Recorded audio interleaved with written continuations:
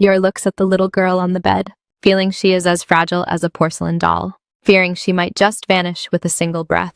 Sushigu opens her eyes in a daze, finding herself lying in an unfamiliar place, surrounded entirely by people she has never seen before.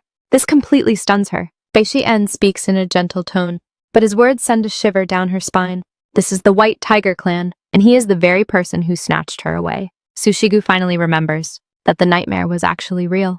Sushigu finally recalls that just last night, she was forcibly taken away by this man. This is the Taihua Kingdom, a world where demi-humans gather and live. The law of the jungle is the rule of survival here. The entire kingdom is ruled by the royal family, backed by the 4 divine beast families, the azure dragon of the east, the white tiger of the west, the vermilion bird of the south, and the black tortoise of the north. These 4 families inherited the divine beast bloodlines, each ruling over their own territory. The scene shifts as we arrive at the vermilion bird clan in the south. The atmosphere here is clearly different from elsewhere. Who could have thought that the usually cold and aloof Lord Jiayun would personally carry a little girl back? The servants are all gossiping in secret, saying the Lord treasures this child immensely, not even willing to put her down for a single step. As the most pampered youngest daughter of the Vermilion Bird clan, Sushigu has carried the family's expectations since childhood. In her memories, her father was always the most reliable support. Everyone around is cheering her on, telling her not to be nervous, because her moment of awakening is just about to arrive. Sushigu clenches her fists, praying silently in her heart. She longs to be just like her father, growing magnificent red feathers, and becoming a truly extraordinary vermilion bird. She has waited for this moment for far too long. At the age of 6, Sushigu faces the first transformation of her life. But no one expected that she would actually turn into a chubby little white bird. Now the whole clan is completely losing their minds. As a dignified vermilion bird, shouldn't their feathers be flaming red? How on earth did a pure white anomaly show up? In fact, regarding her birth, there has always been a sealed-away rumor. It was a rainy night 7 years ago, when Sushigu was born into the Vermilion Bird clan. Right when she let out her very first cry, her mother left this world forever. The only eyewitness back then was the midwife responsible for the delivery, looking at Sushigu in the swaddling clothes. The midwife was completely dumbfounded. This child's hair was actually pure white. You should know, neither of the Vermilion Bird parents had this gene. All of a sudden, all kinds of nasty gossip and rumors started spreading. Some suspected Madame was unfaithful, and some even thought the baby had been swapped. Right at that moment, Ji-Yayun completely snapped. Holding the child, he roared in fury, threatening anyone who dared question Madame's innocence, that they would pay a heavy price. In the world of divine beasts, bloodline is the absolute source of all power, especially for direct lineages like the Vermilion Bird and Black Tortoise. If something goes wrong with the bloodline, it's going to turn their whole world upside down. In the divine beast families, there is a brutal rule to ensure the main lineage's bloodline remains absolutely pure.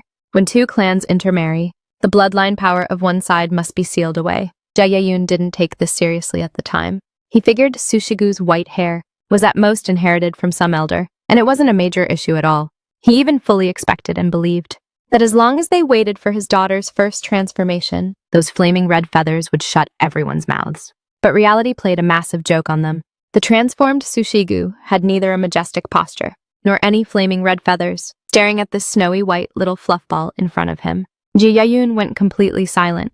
How was he supposed to explain this to the clan now? Before Sushigu could even figure out what was happening, Ji-Yayun's ice-cold voice echoed over. He actually ordered to gouge out this child's spirit core and lock her up in the cold palace forever. How is this how a father treats his daughter? He is literally driving her straight to her death.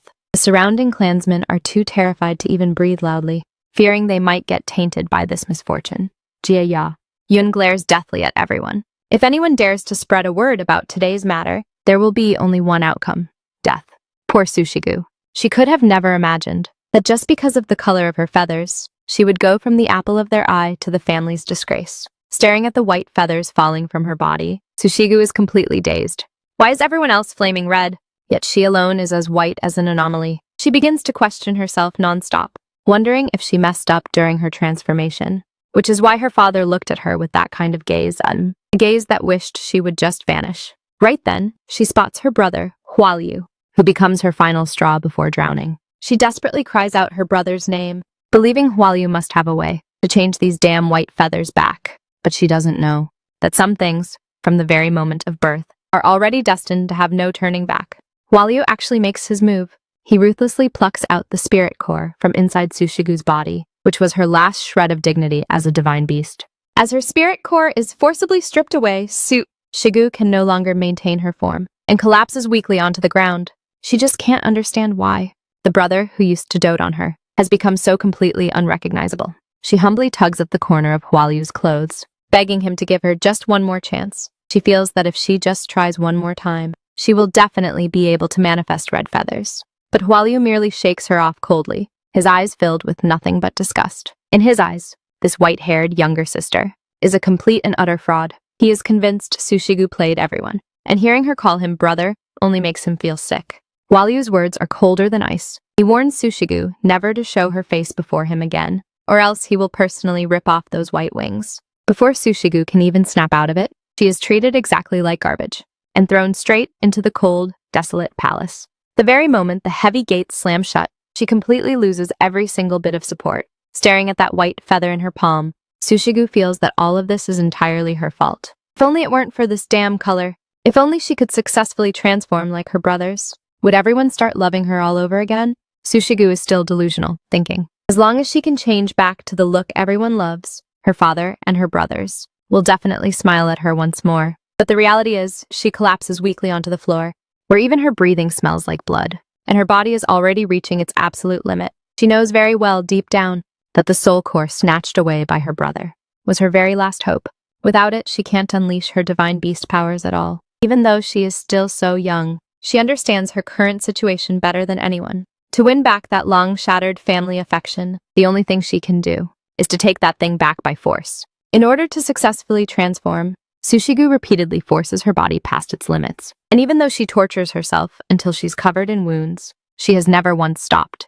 But just as she lies weakly on her bed, the gossiping voices from outside the window cut like knives, stabbing right into her heart.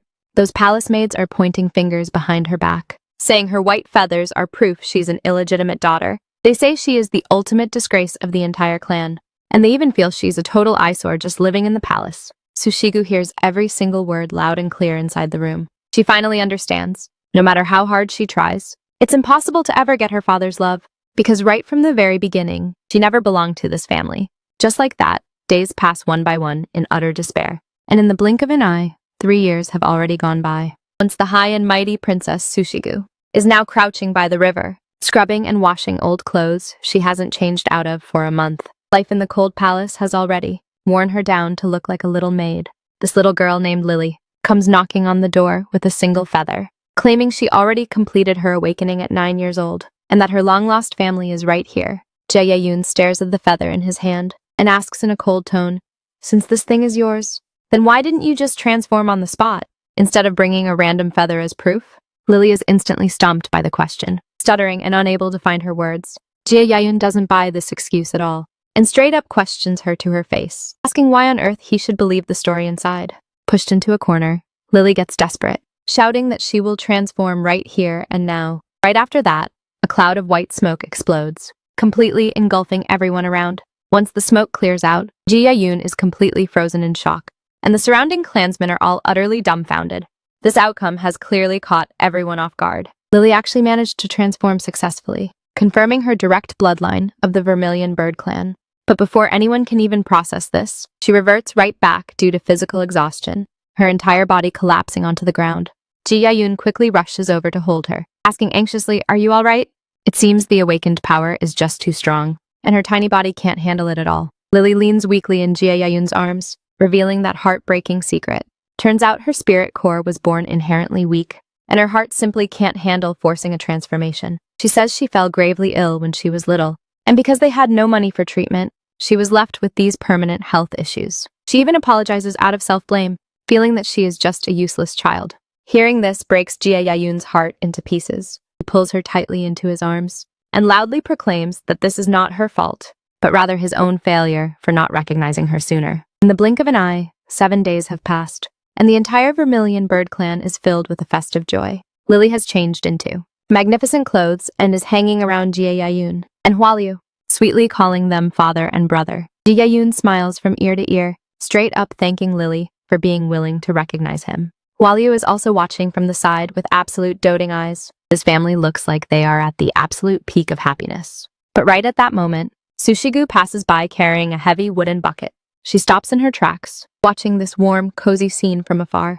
Turns out, the one being held in everyone's palms is the true young mistress who has finally returned. Watching how close Jae-yun and Lily are, Sushigu feels an intense bitterness in her heart.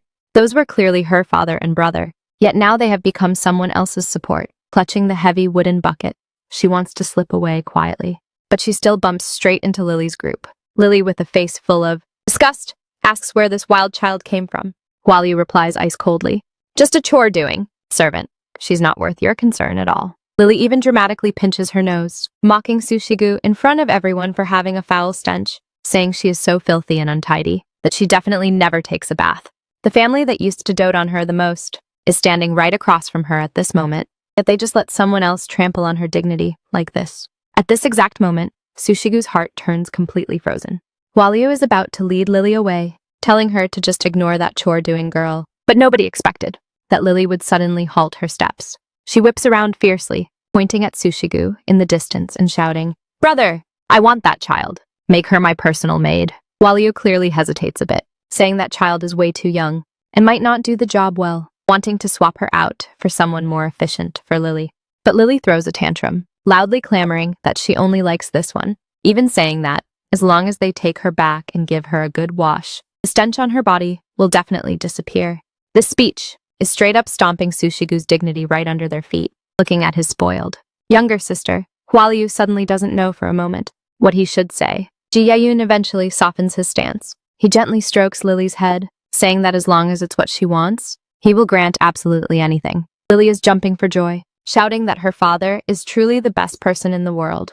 Hualyu hastily steps forward, trying to stop this. But before he can even finish his sentence, he gets cut off by a single ice-cold glare from Ji-Yayun. Ji-Yayun motions for him to shut up, coldly leaving a single line. As long as it's what Lily wants, that is more than enough. Just like that, Sushigu is like a piece of war booty, dragged by Lily straight toward the abyss. Meanwhile, her actual family is currently pushing her into the fiery pit with their own hands. Watching Lily look so incredibly excited, Ji-Yayun can't help but speak up to ask her if she is really that happy. Lily nods her head vigorously, saying she absolutely loves her current life. She grabs Sushigu's hand and starts talking about her past days of wandering the streets. She says back then, she didn't have a single friend. Everyone hated her and called her a little beggar with no mom or dad. She never wants to go back to that kind of life again. Hearing these words, the things Ji-Yayun originally wanted to say all get completely stuck in his throat. He looks at Sushigu in front of him, and in the end merely replies in a low voice, "I understand." Who could have thought that Lily's sob story, which is hard to distinguish as true or false, would actually move Sushigu to feel a shred of pity, and Sushigu's fate is thus completely sealed and locked in. Ji-Yayun suddenly speaks up, telling Lily to go out with her brother for a moment. He obviously has something he wants to say to Sushigu alone. Although Lily is a bit puzzled, she still obediently listens and leaves the room. As the door is heavily shut, the atmosphere in the room instantly drops to the freezing point. Ji-Yayun turns around, staring coldly at Sushigu, right in front of him. With not a single trace of warmth in his tone, he simply drops a single sentence, "Long time no see." He even skips any polite pleasantries, straight up telling Sushigu, "Since you clearly know your place, then I don't want to waste any more breath." He says the rumors outside are currently spreading like wildfire, claiming that back then, Sushigu's mother acted as the midwife, and right at birth, secretly swapped her with Lily.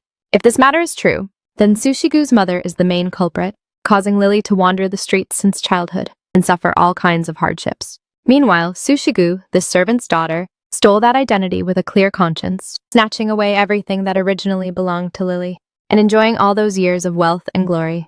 Ji-Yayun gets more and more worked up as he speaks. He glares at Sushigu, warning her word for word, "Since my biological daughter has already returned, as long as it's what Lily wants, I will satisfy it at all costs. Even if I have to go against the entire world, I will absolutely never back down." In Ji-Yayun's heart, Lily is now his one and only daughter, while Sushigu has completely turned into an invisible nobody, amounting to absolutely nothing.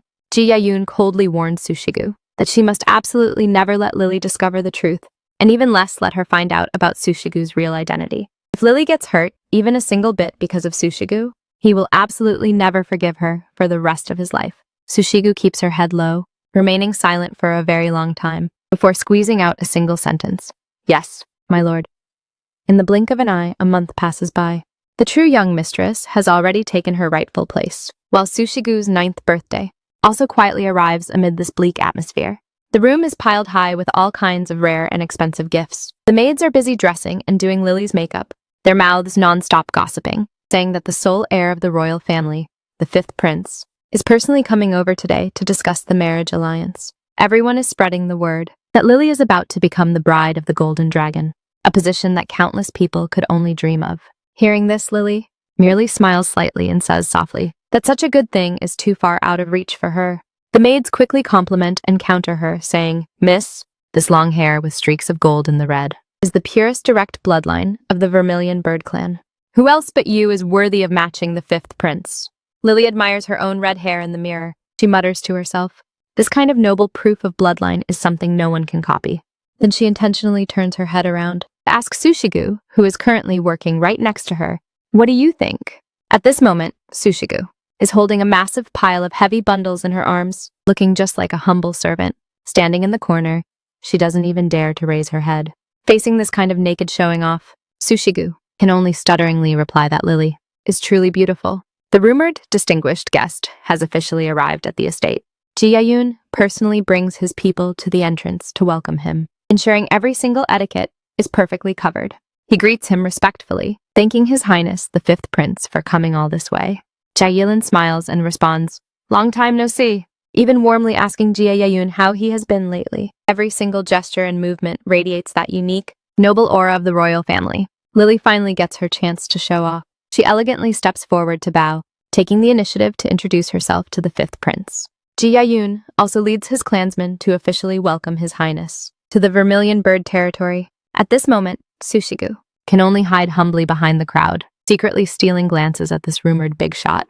Is this that 5th prince? The moment she clearly sees Ji-Yilin's appearance, she is completely dazed. She has never seen such a good-looking person before. He looks exactly like someone who just walked out of a painting. Sushigu stares fixedly at him without blinking, completely forgetting about everything around her. She hasn't realized yet that this prince's appearance will completely flip her upcoming destiny upside down. Just as the 5th prince, Ji-Yilin, is about to board the sedan chair, Sushigu suddenly senses his gaze, seeming to linger directly on her. Her heart skips a beat. Is His Highness actually looking at me?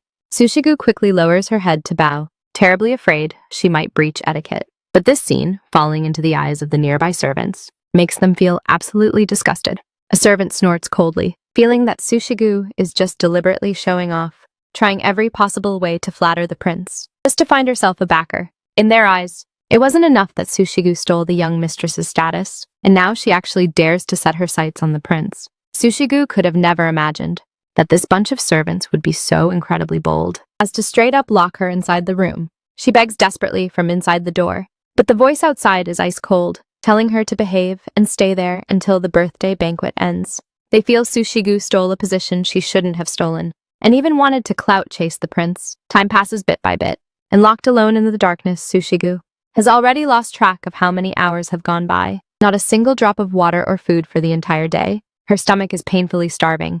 But what chills her heart even more is that nobody noticed she went missing at all. There isn't even a single person looking for her. Whether it was the past or the present, it seems she is always entirely on her own, left all alone, abandoned by the world. Just as Sushigu is about to fall into utter despair, shouting voices suddenly echo through the darkness. Someone is anxiously searching for her. Right after that, the tightly shut door is kicked open, and a beam of light instantly floods into the room. Ji-Yilin appears at the doorway, his tone filled with pure worry, as he says that in order to find Sushigu, he ran through every single place. Nobody could have guessed that when everyone else chose to ignore her, there was actually someone who kept her in mind the entire time. Sushigu is completely struck dumb. She never could have imagined that the one appearing before her eyes would actually be Ji-Yilin. She stammers and asks, "How did you find this place? And why do you know my name?" Ji-Yilin doesn't answer directly. Instead, he slowly kneels down, pulling a pink object out from his coat. He asks in a soft voice, "Even if I return this to you, can you still not remember who I am?" The very instant she sees this accessory, Sushigu's long-buried memories are completely awakened. That was 3 years ago, when she, in order to see off her brother traveling afar, stepped into that deep, unfathomable imperial palace for the first time. Right there in the gardens, she encountered Ji-Yilin, who was immersed in the grief of losing his mother hiding all alone in a corner, crying his eyes out. This pendant was a keepsake left by Sushigu's mother, and it was also her absolute most precious treasure. Whenever she missed her mom, just looking at it would bring her comfort. But looking at the heartbroken Yahello before her, the young Sushigu still decided to lend it out. She hoped this treasure could give him strength too. Yahello didn't dare to accept it at first. After all, this thing was way too precious. But Sushigu just smiled and said, "I'm only borrowing this to you temporarily. Whenever you're not sad anymore, and your mood gets better, just give it right back to me." Who could have thought that this casually made promise would actually take so many years of waiting? Yahello finally nodded back then, promising that he would definitely return the object in person in the future. Sushigu smiled, extending her finger, hooking his hand and saying, "Then let's pinky swear on it." "It's a deal, brother Yahello." The scene shifts, returning right back to reality. Yahello looks at Sushigu in front of him, who still hasn't fully processed everything, and softly speaks the truth. "The reason I showed up here today is precisely to fulfill that promise I made with you back then." Sushigu tentatively calls out that name. "Brother Yahello?"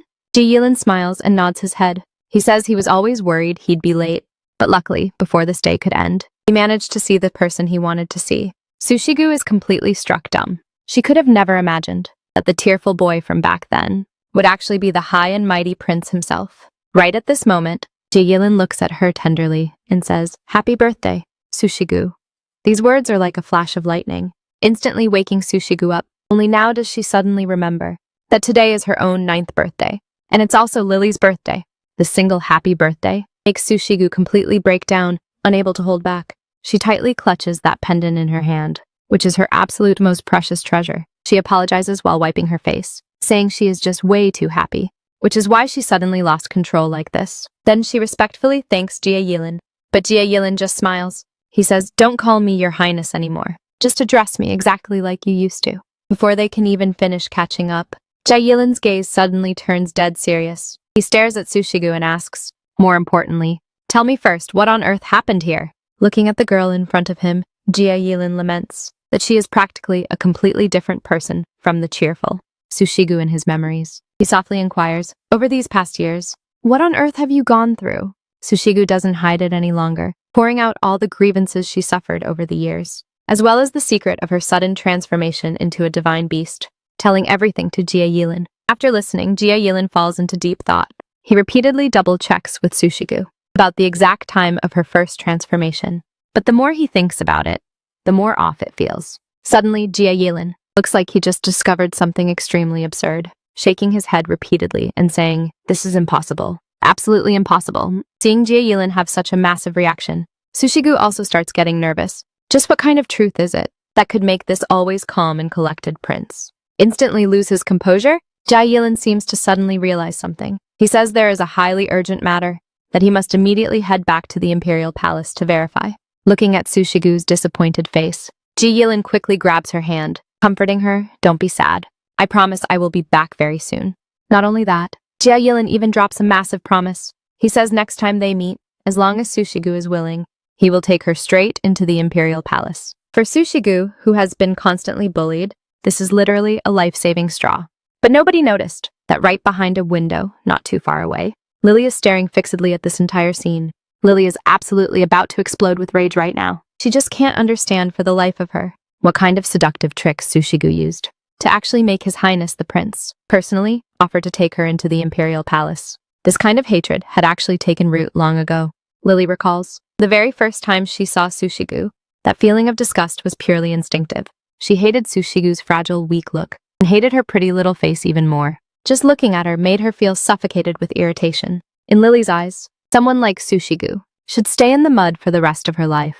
How does she have the right to climb the social ladder and become a phoenix? Seeing that Sushigu is about to escape this living hell, Lily's gaze becomes more and more terrifying. She will absolutely never let Sushigu smoothly get her way. This fire inside Lily's heart is already burning hotter and hotter. She doesn't just hate Sushigu, she hates her father and brother even more for actually paying attention to that wild girl on the sly.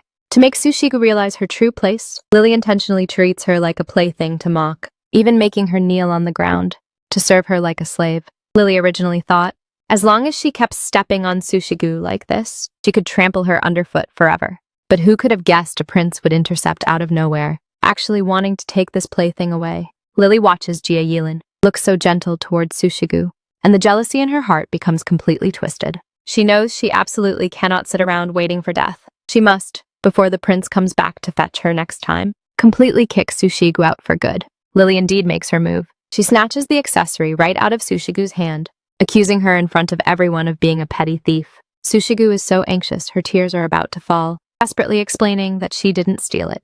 But facing Lily's interrogation, she doesn't dare state that this was a gift from the prince. Lily sneers and exposes her card. Even if you claim it was given by the prince, who in this estate would ever believe you? Just when Sushigu is completely unable to clear her name, a servant watching nearby suddenly cries out in shock, saying this accessory looks familiar and actually looks like a keepsake left by Lily's biological mother. Hearing this, Lily's gaze instantly turns even colder. She is convinced Sushigu not only stole something, but was also bold enough to touch her mother's relic. Lily's interrogation grows louder with every sentence. She glares fixedly at Sushigu, demanding she explain clearly why her mother's keepsake is in her hands. Sushigu is now completely defenseless. The more she stutters and remains speechless, the colder the gazes of the surrounding people become. Sushigu even feels that, regardless of whether she did it or not, she can only kneel down, apologize, and beg for mercy right now. The surrounding servants aren't staying idle either, each kicking her while she's down, saying Sushigu not only snatched Miss Lily's status,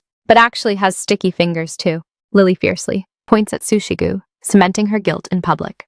So that thief really is you. Now, even if Sushigu had 10 mouths, she is completely unable to wash herself clean. Lily's performance in this play is truly ruthless enough. After spitting out her last sentence through gritted teeth, she straight up faints right in front of everyone. Soon, word spreads across the entire estate, saying Miss Lily suffered too massive a shock and was driven bedridden by this fake fraud, Sushigu. Now all fingers are pointed directly at the Inno, sent Sushigu. Sushigu, this foolish girl, actually takes all the blame onto her own shoulders. She feels that it was she who caused Lily to fall gravely ill. To make up for this so-called mistake, Sushigu decides to personally go and apologize to Lily. Sushigu originally came to apologize, but the moment she walks up to the door, she hears the most chilling words of her entire life. Who could have thought that Lily would actually use her own life as leverage to force Hwalyu to get rid of Sushigu? Standing outside the door, Sushigu completely freezes. She could have never imagined that the person who had always taken care of her would actually say something like this. In the end, Hwalyu still compromises. As long as it stops Lily from crying, he decides to make Sushigu completely disappear. At this very moment, Sushigu's last shred of hope shatters completely right along with it. Sushigu still goes to see Hwalyu. Even though she is scared out of her mind, what's bound to come cannot be avoided. She has already prepared for the absolute worst-case scenario, thinking he will definitely tell her to pack up and leave, considering how fiercely Lily threw a tantrum earlier. But who could have guessed that the first thing out of Hwalyu's mouth is actually an apology? He says he regrets giving Sushigu the cold shoulder during this period, and even tells Sushigu to, just like before, keep calling him brother. Hwalyu suddenly proposes to take Sushigu out for the very last day of the summer festival. Sushigu is completely struck dumb. Such a good thing was something she didn't even dare dream of before. What surprises her even more is that Hwalyu actually still remembers the promise from back then. That was when Sushigu was a little kid, a promise he had personally made to her. Hwalyu smiles and admits it, saying he indeed hasn't forgotten. And this time, not only is he taking her out to have fun, but he'll also return her most important spirit core back to her. Sushigu carefully receives the spirit core, softly saying, "Thank you." At this moment, her heart is filled with mixed emotions. You should know, Hwalyu used to hate her submissive look the most, yet now he actually took the initiative to return the spirit core. This proves her brother finally doesn't mind her identity anymore. The scene shifts. They have already arrived at the festival scene, which is covered with red lanterns and lively crowds everywhere. The main street of the festival is packed with people, unbelievably lively and bustling. Hwalyu weaves through the crowd with Sushigu, even purposely buying a stick of her absolute favorite fruit candy. Looking at the snack handed right in front of her, Sushigu fails to react for a moment. Hwalyu actually thinks she just doesn't want to eat it, and is about to pull it back, but Sushigu quickly waves her hands, saying that's not it, taking it over immediately after thanking him. This feeling of being cared for by someone is truly way too rare for her. She takes a big bite of the fruit skewer in her hand, the sweet flavor spreading through her mouth, making all her troubles seem to vanish into thin air at this moment. Hwalyu takes Sushigu to an accessory stall. He points at a ruby bracelet, saying he wants to buy it for his younger sister. Looking at Sushigu, standing nearby, the stall owner smiles and praises that the little girl is truly blessed to have a brother who dotes on her so much. Hearing this, Hualyu just pauses for a moment, not opening his mouth to deny the misunderstanding. Then he asks for a string of pink beads, handing it straight into Sushigu's hands, saying this one is specially for her. Sushigu takes the bracelet, softly calling out, "Young master." This form of address instantly adds an indescribably complex feeling to the originally warm atmosphere. Sushigu is happily saying that she had always wanted to attend the summer festival and didn't expect Hualyu to actually still remember that promise he made back then. But right at this moment, Hualyu suddenly stops his tracks, his tone sounding a bit strange. He says he has some urgent business to handle, telling Sushigu to stay obediently on the bridge and not run around. Looking at Hualyu's departing figure, Sushigu is just about to nod and agree, but a wave of intense dizziness suddenly, without any warning, hits her. She can't even stand steady anymore, and her heart violently skips a beat. This feeling is absolutely not normal. Could there have been a problem with what she just ate? Sushigu collapses onto the ground, her consciousness already starting to blur. She hears Hualyu calling her name anxiously, but right after that, an ice-cold voice completely shatters her illusion. That masked man says expressionlessly, "Sushigu is already dead." Dead? What on earth does that mean? Right at this moment, Hualyu's gentle face appears in front of her once again, still wearing that same caring expression, telling her that she must stay put and wait obediently. Looking at this familiar, smiling face, Sushigu only feels a bone-chilling coldness. She finally wakes up completely at this very moment. What protection? What promise? It was all nothing but a pack of lies. Right at this split second, Sushigu suddenly understands everything. There was no so-called urgent business, and there was no "see you in a bit." This is the exact moment she is completely abandoned. She doesn't throw a tantrum. She is just as well behaved as usual, softly agreeing to Hualyu's request, saying she will keep waiting right here. The night grows deeper and deeper, and the festival lights illuminate the entire riverbank. But all this lively bustle already has nothing to do with Sushigu anymore. She is left all alone inside this ice-cold trap. She looks down at the bead bracelet on her hand, but what she's thinking about in her heart is her brother. Brother Hualyu definitely still doesn't know right now that his most beloved sister can never go back again. Sushigu curls up in a freezing corner, her body suffering terribly due to the allergic reaction. She knows Lily loves eating peaches the most, but nobody cares that she will lose her life if she eats peaches. She can only grit her teeth and try to endure it. Right now, not only is her body weak to the absolute limit, but she has also fallen into a homeless state. Just when she is at her most desperate, a voice suddenly pops up in her mind. "Run!" A cold gleam of light flies right past her cheek, pinning heavily into the wooden floor. Sushigu is completely scared witless. Before she can even process what's happening, heavy footsteps have already reached right in front of her, staring at that boot, stopping right before her eyes. Sushigu freezes entirely on the spot. The opponent is clearly coming to take her life. Looking at this masked man in front of her, Sushigu feels like she has completely fallen into an ice hole. This attire and that ice-cold gaze are exactly the same as the killer she saw in her vision just now. She mutters to herself to confirm. Sushigu is already dead. Only at this moment does Sushigu finally realize that those scenes she saw earlier were not hallucinations at all, but a future that is realistically about to happen right now. But Sushigu knows very well in her heart that her brother straight up wants her dead. Just as Sushigu is dazed on the spot, a voice suddenly explodes inside her head. That voice screams at her frantically, telling her not to just stand there like an idiot, and to run for her life immediately. Sushigu is completely stunned. Whose voice on earth is this? And why does it keep echoing inside her mind? Though she can't figure out the situation, she can feel that if she doesn't run now, it will truly be too late. Thinking about anything else right now is pointless. Sushigu has only one single thought in her mind, and that is to run. The further away from that hellhole, the better. If she is even one step too slow, she might never see tomorrow's sun again. On the silent street, only the sound of her running desperately is left. She doesn't dare look back at all, only rushing forward by pure instinct. Even though her lungs feel like they are burning painfully, she doesn't dare delay for a single second. As luck would have it, what you fear most always happens. While Sushigu is running away for her life, she suddenly trips over her own feet, crashing heavily onto the ground. Even the bead bracelet on her hand scatters all over the floor. Before she can even crawl back up, that nightmare-like voice echoes right above her head. The masked man sneers and says, "Finally caught you, you little mouse." Sushigu freezes entirely on the spot, watching that tall, dark shadow who has already walked right up to her carrying a sword.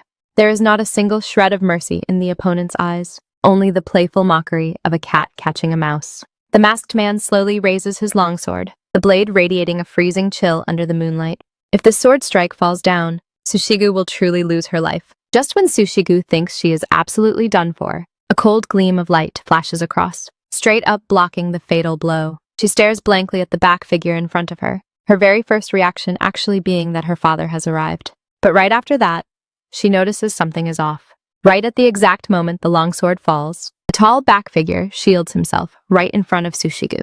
The white tiger pattern on his clothes seems to instantly come alive at this split second. Accompanied by a deafening roar, a massive white tiger phantom pounces straight ahead. The man slowly turns his head around, that long silver hair looking exceptionally striking under the moonlight. As the leader of the White Tiger clan, Bai traveled south under orders this time, actually carrying quite a heavy pressure on his shoulders. Yahello speaks in a low voice, "Master, there is something I must consult you about today." Bai responds, "Go ahead, I'll follow your arrangements." Yahello suddenly gives an order that leaves everyone completely baffled. He wants Bai to go to the Vermilion Bird territory and steal the most precious treasure from there. Bai is completely struck dumb. He has absolutely no idea why a person of this high status would want him to act like a common thief, though he doesn't know what kind of game the opponent is playing. What Yahello says next leaves him completely unable to refuse. "As long as you can bring the object back, I will personally hand over the dragon blood grass that you've been searching for so long." The stalk of dragon blood grass is the only miraculous herb in the world capable of purifying a spirit core. For the current Bai Xin, this is literally a life-saving straw. Even though he clearly knows it's a fiery pit, he must still jump right into it. Because under this condition, for exchange, he has absolutely no room to refuse. Bai Xin calms down and begins to analyze. If there truly is something in the Vermilion Bird territory that can be called a priceless treasure, it must be the Vermilion Bird divine bow, passed down from generation to generation by the Chizu leaders. Aside from this divine weapon, there is probably nothing else that could make Yahello go through so much trouble. But wanting to steal the divine bow from Chizu's hands is simply going straight to his death. Bai always has a doubt in his mind. Does the so-called treasure Yahello spoke of really just refer to that Vermilion Bird divine bow? Though full of suspicion, he still decides to immediately set off and head south. Right amidst this dark night, Bai has already swiftly dealt with the opponent. But when he clearly sees the corpse on the ground, he is completely struck dumb. That is the mark of the three-footed crow, which is the absolute top-tier elite warrior group, vowing exclusive allegiance to the Vermilion Bird clan. Looking at this scene before his eyes, Bai Xian's heart is completely filled with doubt. Why would the elite warriors of the dignified three-footed crow ruthlessly execute a fatal attack on a child? He lowers his head, carefully sizing up this little tot curled into a ball. Just what is her background? No matter how he looks at it, she's just a completely defenseless little munchkin. Right at this very moment, Sushigu stares blankly at his back. That kind of broad and reliable feeling instantly makes her think of her own father. Looking at Bai Shen's back, Sushigu has a brief moment of daze. This kind of tall and reliable feeling was something she could only feel by her father's side in the past. But she snaps back to reality very quickly, feeling that she is truly way too naive. Right now, she is all alone, and her father can never possibly appear here to protect her again. Bai Xian crouches down, his tone carrying a rare trace of gentleness. "Hey, little munchkin, you aren't hurt, right?" Sushigu pauses for a moment, retorting in a small voice, "I'm not some little munchkin." She pauses for a brief moment, looking like she has gathered massive courage, telling him word for word, "My name is Sushigu." Nobody could have guessed that this instant of meeting amidst the ruins would mark the beginning of their destinies getting completely intertwined. Hearing this, Bai Shen can't help but burst out laughing, mocking. "This name sounds exactly like your whole self. Just a soft, squishy little munchkin." But he quickly wipes away his smile, his gaze becoming sharp and piercing. He glares at Sushigu and asks, "What on earth did you do to provoke that bunch of chicken heads?" Sushigu is left completely bewildered, not understanding at all what chicken heads means. Bai Xian snorts coldly, explaining, "It's that gang from just now, the group of hunting dogs raised by the Vermilion Bird clan, the three-footed crow." Hearing this name, Sushigu's heart violently skips a beat. So those deadly pursuits she experienced before were not a nightmare or a hallucination at all. Every single danger was real. And she, this so-called little munchkin, seems to have gotten dragged into a massive vortex that even she herself cannot begin to imagine. Bai Xian, who had a perfectly calm face just now, is now completely out of options. Watching Sushigu cry nonstop, he freezes entirely on the spot. He secretly complains in his heart that the thing he is least good at in his entire life is probably comforting children. But looking at this helpless little tot, in the end, he still can't just sit back and do nothing. He gently pats Sushigu's shoulder, his tone becoming a whole lot softer too. He says, "It's so late. It's too dangerous for a little munchkin like you to be outside. How about I send you back to your family?" Bai Xian tentatively asks her if she secretly snuck out from home, even advising her that by staying out all this time, her family will definitely be worried sick. But Sushigu just keeps her head low, her voice so quiet it's almost inaudible. She says she doesn't have that kind of thing at all, and that she no longer has a family. These words leave Bai Xian instantly struck dumb on the spot. He looks at this aggrieved little munchkin in front of his eyes, and a bold idea suddenly pops up in his heart. The rumored most precious treasure of the vermilion bird territory. Although it cannot be completely confirmed right now, this child definitely has an inseparable connection to the vermilion bird clan. Since she already has nowhere left to go, Bai Xian stares at her back, an idea already forming in his mind. Bai Xian suddenly speaks with shocking words. He smiles and says to Sushigu, "Since you're already homeless, then I might as well just steal you away." Sushigu is completely dumbfounded by what she hears. She never could have imagined that this savior of her life would actually say such absurd words about stealing her away. But Bai Xian's expression looks highly serious. He says that out of all the things he has seen in the south, this little munchkin is the only one he fancied the most. He asks Sushigu if she is willing to go with him. Sushigu looks at the man in front of her, but the figure of her brother, Hualyu, surfaces in her mind. She knows that once she nods her head, she will no longer be her father's daughter.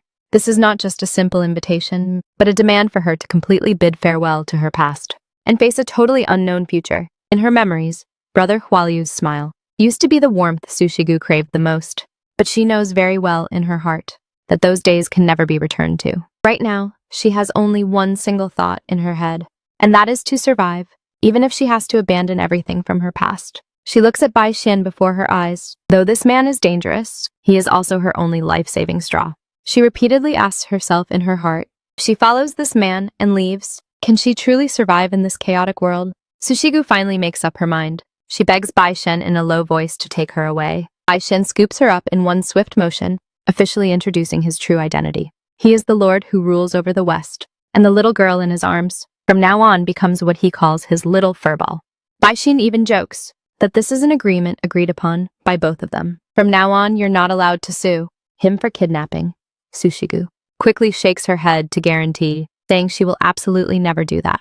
In reality, in her heart, nobody cares about her survival anyway, and she even thinks her disappearance will make those so-called family members feel happy. Bai Xian quickly notices something is off. Sushigu in his arms is frighteningly hot all over, practically just like a little fireball. He doesn't dare delay for a single moment, immediately bringing her back to the White Tiger Mansion in the west. Once Sushigu is properly settled in, the little prince, Yuer, scoots over to the bedside. Looking at this girl who is even smaller than himself, he can't help but exclaim to his father that she looks way too weak and small, feeling like she would fly away with just a single breath. Bai Xian softly reminds him from the side, since she is so fragile, then when you take care of her from now on, you must absolutely be careful. Sushigu finally opens her eyes. Looking at the luxurious yet unfamiliar environment around her, she fails to process it for a moment. Where on earth she actually is. Bai Xian had been guarding the bedside with Yuer the entire time. Seeing her awake, he smiles and calls her little furball. Only now does Sushigu remember that it was this man who carried her in his arms all the way back. Bai Xian is about to have a doctor check her body, but Sushigu appears highly uneasy, even looking a bit embarrassed. She quickly waves her hands to refuse, saying she didn't fall sick at all. After quite a while, she stammers out the actual truth. It turns out the reason she fainted was actually because she ate a single peach. The moment these words come out, even the highly knowledgeable Bai Xian is stunned. A single peach could actually knock someone out? Bai Xian could have never imagined that a peach could actually have such massive power. After listening to the doctor's explanation, he straight up gives a strict order, without another word, to completely get rid of every single peach in the mansion. Sushigu listens from the bed, completely dazed and baffled. She quickly waves her hands, saying there's no need to be this dramatic. But Bai Xian doesn't listen to her at all.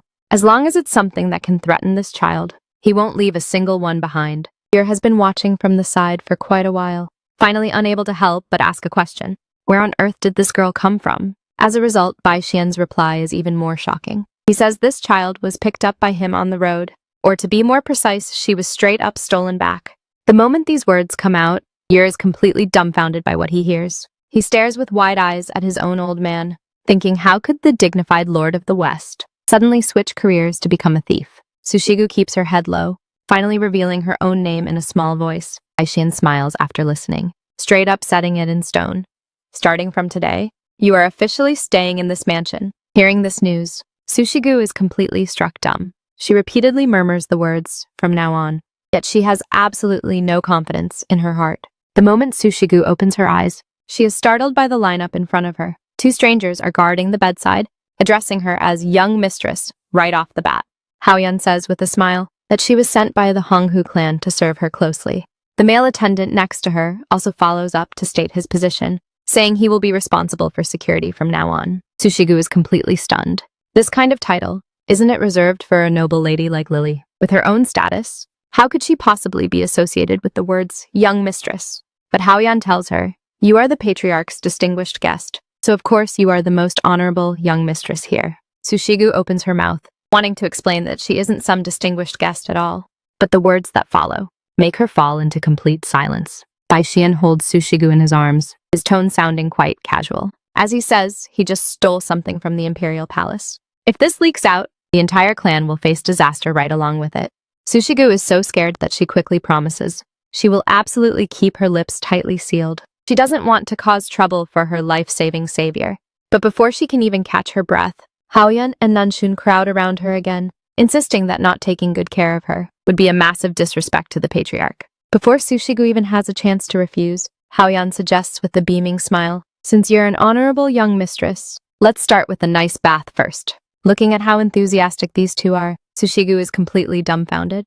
While Haoyun is combing Sushigu's hair, she starts explaining the layout of this continent. It turns out there are 4 divine palaces, east, south, west, and north, with each representing a top-tier clan. Sushigu listens, totally dazed and amazed. She recalls her father mentioning in the past that the Vermilion Bird Palace of the South indeed had a resounding reputation, but she never could have guessed that the place she's staying at right now would actually be one of them. Haoyun says with a face full of pride that the emperor personally acknowledged the power of the 4 great clans, and the White Tiger Palace they are currently in is precisely one of these 4 divine palaces. Sushigu's heart violently skips a beat. She suddenly remembers the embroidery on Baishian's clothes. That awe-inspiring pattern was indeed the legendary White Tiger. She thought she just ran into a powerful savior, but who could have guessed that she would straight up stumble into the headquarters of the White Tiger clan. While Haoyun is talking, she suddenly notices a little head peekabooing at the door. She lowers her voice and tells Sushigu that the White Tiger clan has a total of 3 young masters in this generation. The eldest young master, Bai Xian, might look cold, but he is the most upright and reliable person. The second young master, Bai Jiaxian, is a total bookworm, never letting a book leave his hands all day. As for the third one, Haoyun smiles and points toward the crack in the door. That's the little guy hiding outside right now, secretly spying on you. Sushigu follows her line of sight and looks over, locking eyes perfectly with a pair of bright blue eyes. Ewer, who is hiding behind the door, gets caught red-handed, freezing entirely on the spot. Originally, at this exact time, Ewer should have been sweating buckets at the martial arts field. But who could have guessed this little young master actually skipped class, specifically to sneak a peek at the mansion's new distinguished guest? Looking at Ewer's fleeing back figure, Haoyun can't help but burst out laughing. She says this little young master is definitely just shy, and 80% likely just wants to become friends with Sushigu. Sushigu listens, completely dazed and amazed, not daring to believe at all that she could be this popular. While praising her for having such a pleasing look, Haoyun deftly and quickly finishes doing her hair. The buns in the mirror look playful and cute.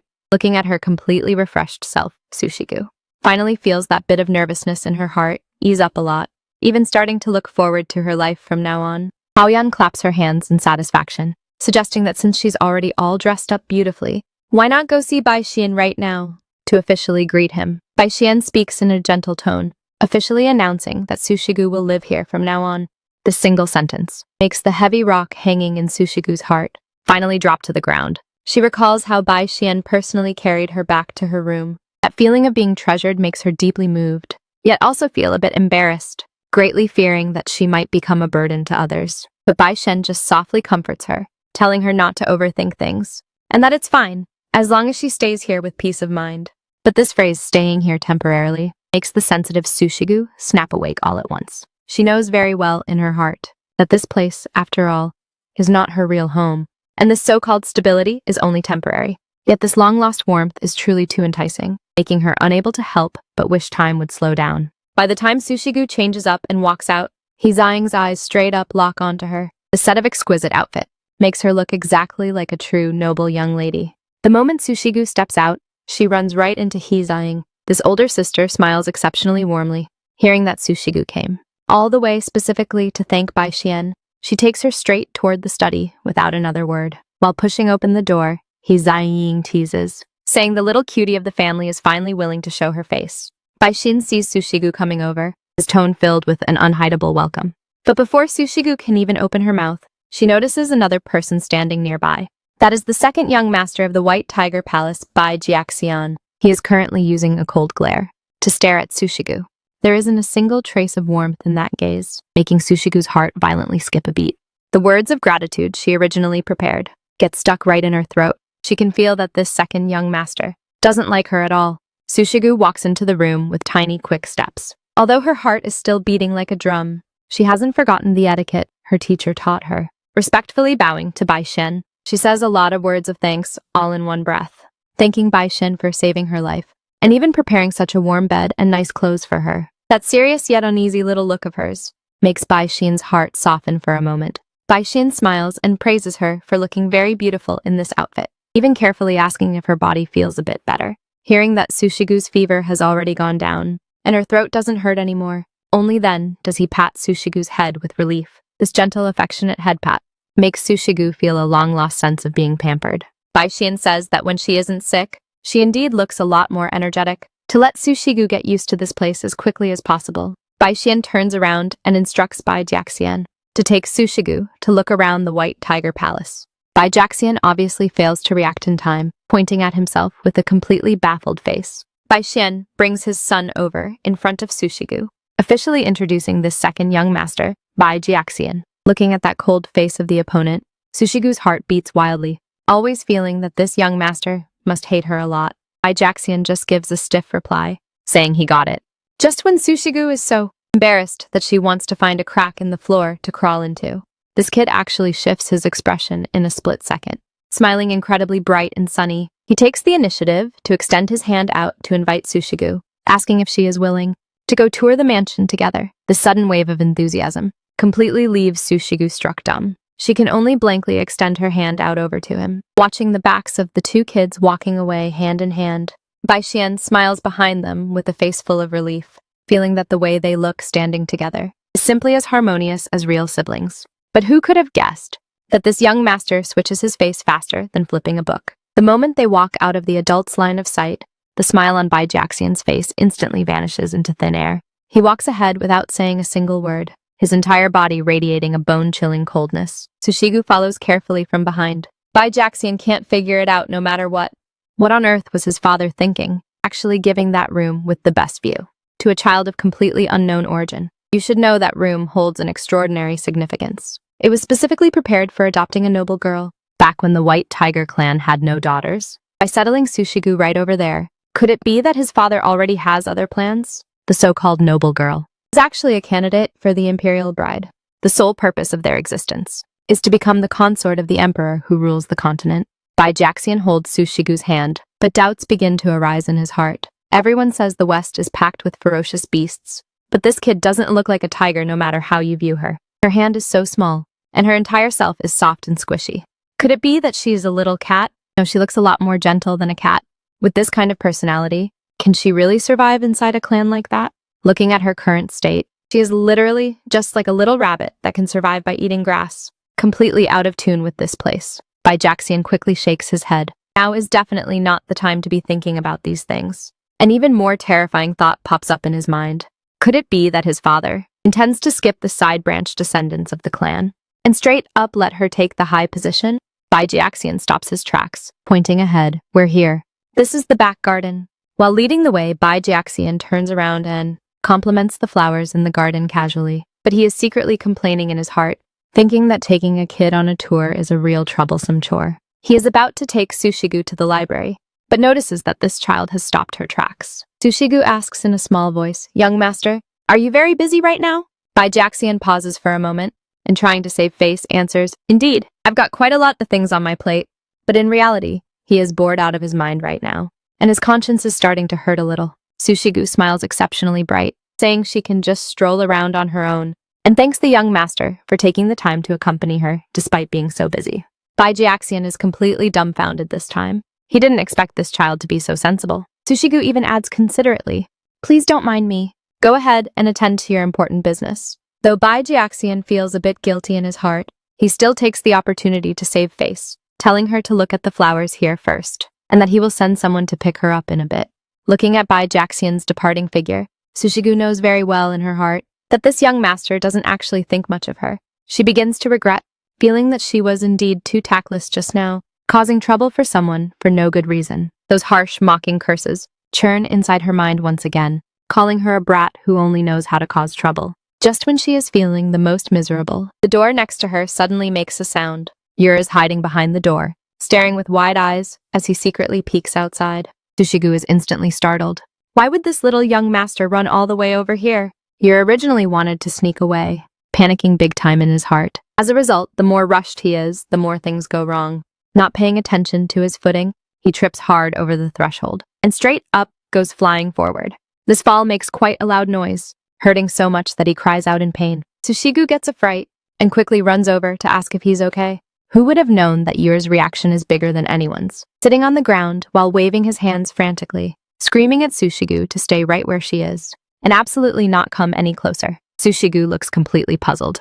He's clearly injured from the fall, so what on earth is this little young master trying to pull? Yer looks down and discovers his knee is actually bleeding.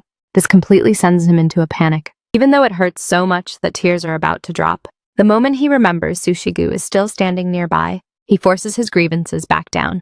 He suddenly snaps to his feet, pointing at Sushigu while shouting loudly, saying he is the third young master of the White Tiger clan after all, still desperately trying to save face by saying only a little toddler like her would cry over such a minor injury. Finishing his words, Yer turns around and storms off, leaving Sushigu all alone, dazed on the spot. The more she thinks about it, the more uneasy she feels. Could this little young master really be furious because she caused him to trip and fall? Watching Yer walk away into the distance, Sushigu still softly reminds him to quickly go apply some medicine. Right at this moment, Haoyan and Nanshun come looking for her in a big rush. The moment they meet, Haoyan starts calling out the unfairness on Sushigu's behalf, complaining that Bai Jiaxian is way too careless. How could he just dump the young mistress all alone in the courtyard? Sushigu quickly waves her hands to smooth things over, saying Bai Jiaxian actually took great care of her, and even showed her around for a long time. Haoyan can't help but sigh upon hearing this, feeling bad that her own young mistress is truly way too sensible. Just as she is about to hold Sushigu's hand to head back to the room, Haoyan suddenly stops her tracks. She keenly senses that the atmosphere in this courtyard seems a bit out of the ordinary. Frowning, she asks Sushigu if something happened here just now. Facing Haoyan's pressing question, Sushigu stammers, trying to explain, saying someone was a bit careless and got hurt from a fall just now. Who would have known that after hearing this, Haoyan and Nanshun don't get angry at all, but instead straight up burst out laughing. Nanshun waves his hand, saying this third young master is usually clumsy as hell, and tripping or bleeding is just a regular Tuesday for him. So Sushigu definitely shouldn't take it to heart. Sushigu still feels guilty, and just as she wants to explain a bit more, Haoyan leans in to tease her. She says Yer is a descendant of the White Tiger clan after all, with a body as sturdy as a little tiger, so this tiny injury is absolutely nothing. Seeing how thick-skinned and carefree these two are, Sushigu is completely speechless, only able to stand on the spot with a helpless face. Meanwhile, Yer, who was just desperately forcing himself to act like a grown-up, completely breaks character the second he returns to his room. The moment the liquid medicine touches his wound, he screams and cries out in pure agony. While helping him treat it, the servant can't help but roast him, saying, "Young master, you overacted way too much today. Your leg is clearly injured like this, so why did you force yourself to run over and see her?" Yer huffs and snaps back, saying he absolutely cannot show such an embarrassing side in front of that little brat. He stares out the window, lost in thought. He always feels like there's something off about Sushigu. Since she isn't from the White Tiger clan, then what on earth is this girl's background? The servant's imagination starts running wild, wondering what kind of creature Sushigu actually transformed from. Could she be a timid little mouse? Yer fires back, saying mice are usually noisy as hell, while Sushigu is exceptionally quiet, so that doesn't match up at all. Then he thinks Sushigu is like a puppy, with sparkling eyes, and hair so messy that it actually has its own personality. But canine divine beasts are all buff and strong, whereas Sushigu looks way too weak and fragile. He grabs his head and yells, She doesn't look like this or that. Just what kind of species is this girl anyway? The more Ewer thinks, the more he loses his mind, even starting to compare her to hedgehogs and giraffes, only to find that not a single one fits.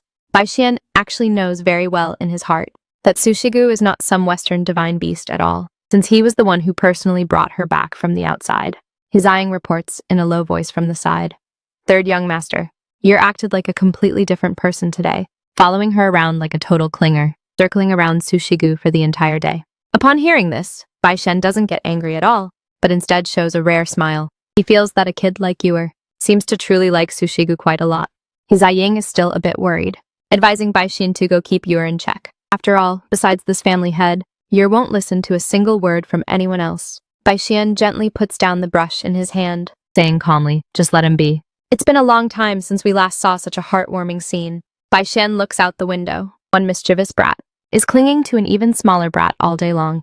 The scene is indeed quite interesting. His Ying chimes in from the side, but the expression on her face gets more and more conflicted, as if she's holding back a belly full of words, and finally can't help but speak up. Lowering her voice, she asks Baishin if that fluffy little girl could actually be an illegitimate daughter you secretly had on the outside. Hearing this, Baishin is completely dumbfounded, almost choking to death on his own breath. This imagination is running way too wild.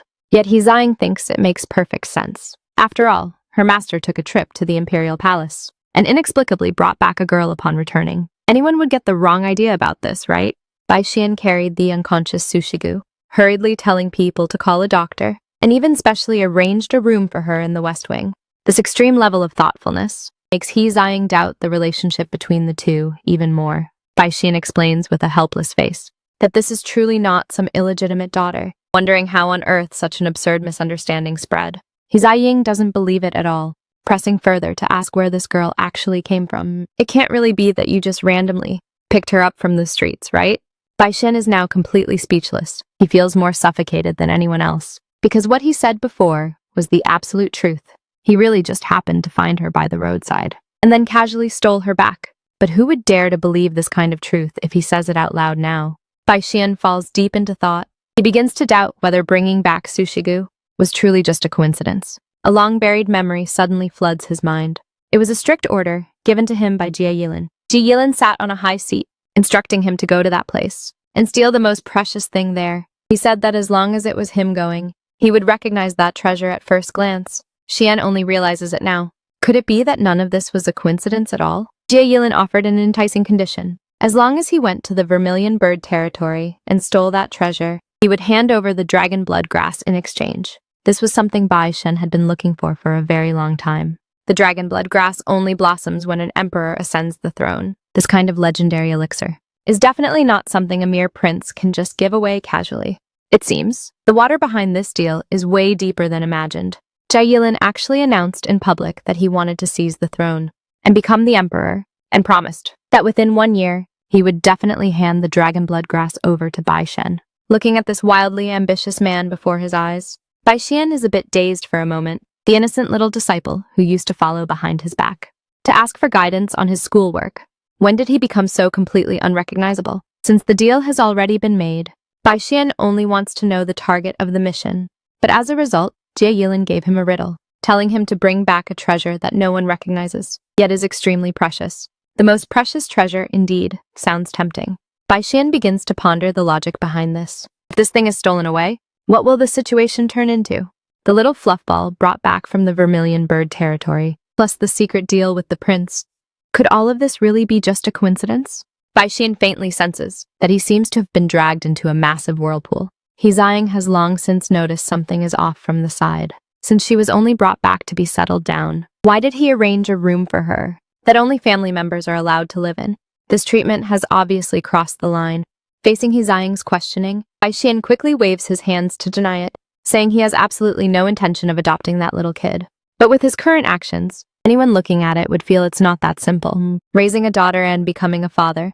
The moment this thought pops up in Bai Shen's mind, he even visualizes the way Sushigu would call him father. He can't help but mutter a sentence. This idea actually seems pretty good. Hizaying is about to completely lose her mind from the side, seeing right through her young master's thoughts at a glance.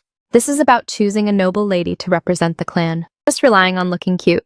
Won't give her a leg to stand on in front of those old foxes. Bai Xian still wants to find a loophole. Who rules that a clan can only have one young mistress? At worst, we can just raise one more, can't we?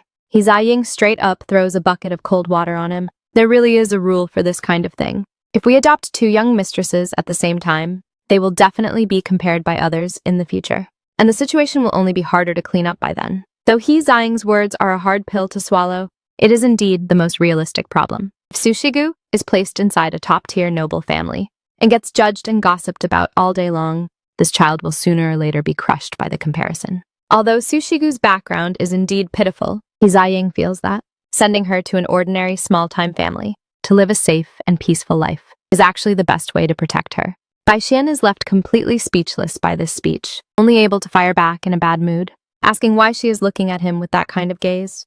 Zai doesn't buy it at all, straight up roasting him for being a cold-blooded red fox, asking if he isn't worried even a single bit in his heart about that pitiful little fluffball.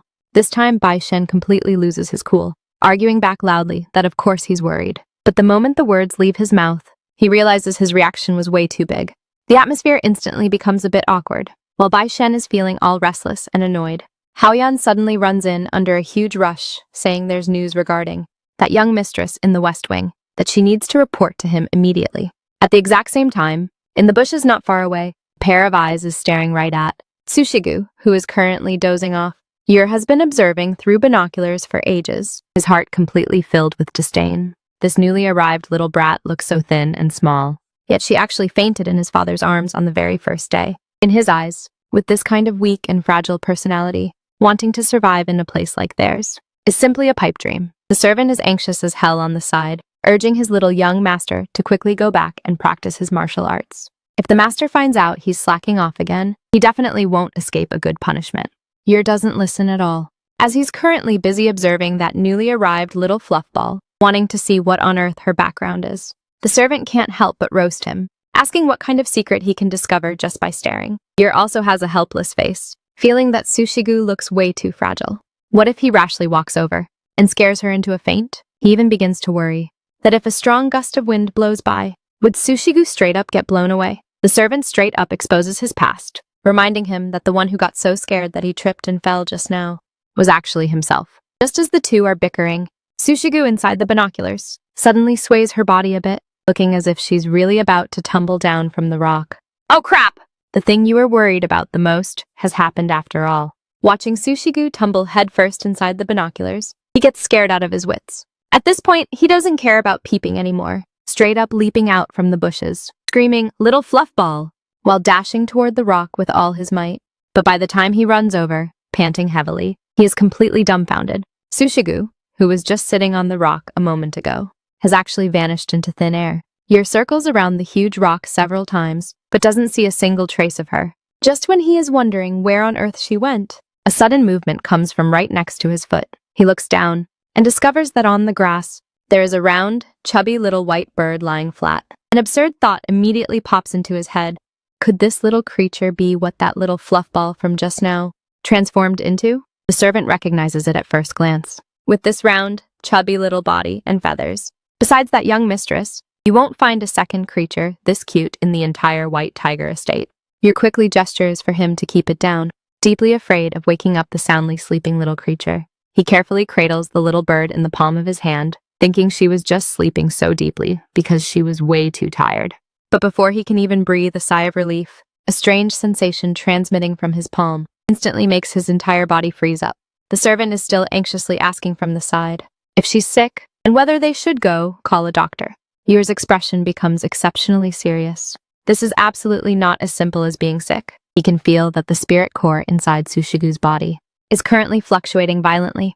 Now they're in big trouble. When something goes wrong with the spirit core, the consequences are simply unimaginable. Yer dashes all the way back while cradling the little bird, starting to scream and shout before he even steps through the door. Aunt Shala's voice rings out, sounding clearly quite annoyed by the noise. This high priestess of the White Tiger clan is wondering who could be so ill-mannered as to dare to go charging around wildly inside the temple, only to look up and find that it's the most mischievous brat from Bai Xin's house. Yer doesn't care about getting scolded at all right now, begging Shala with a crying tone that she absolutely must save the little fluffball in his hands.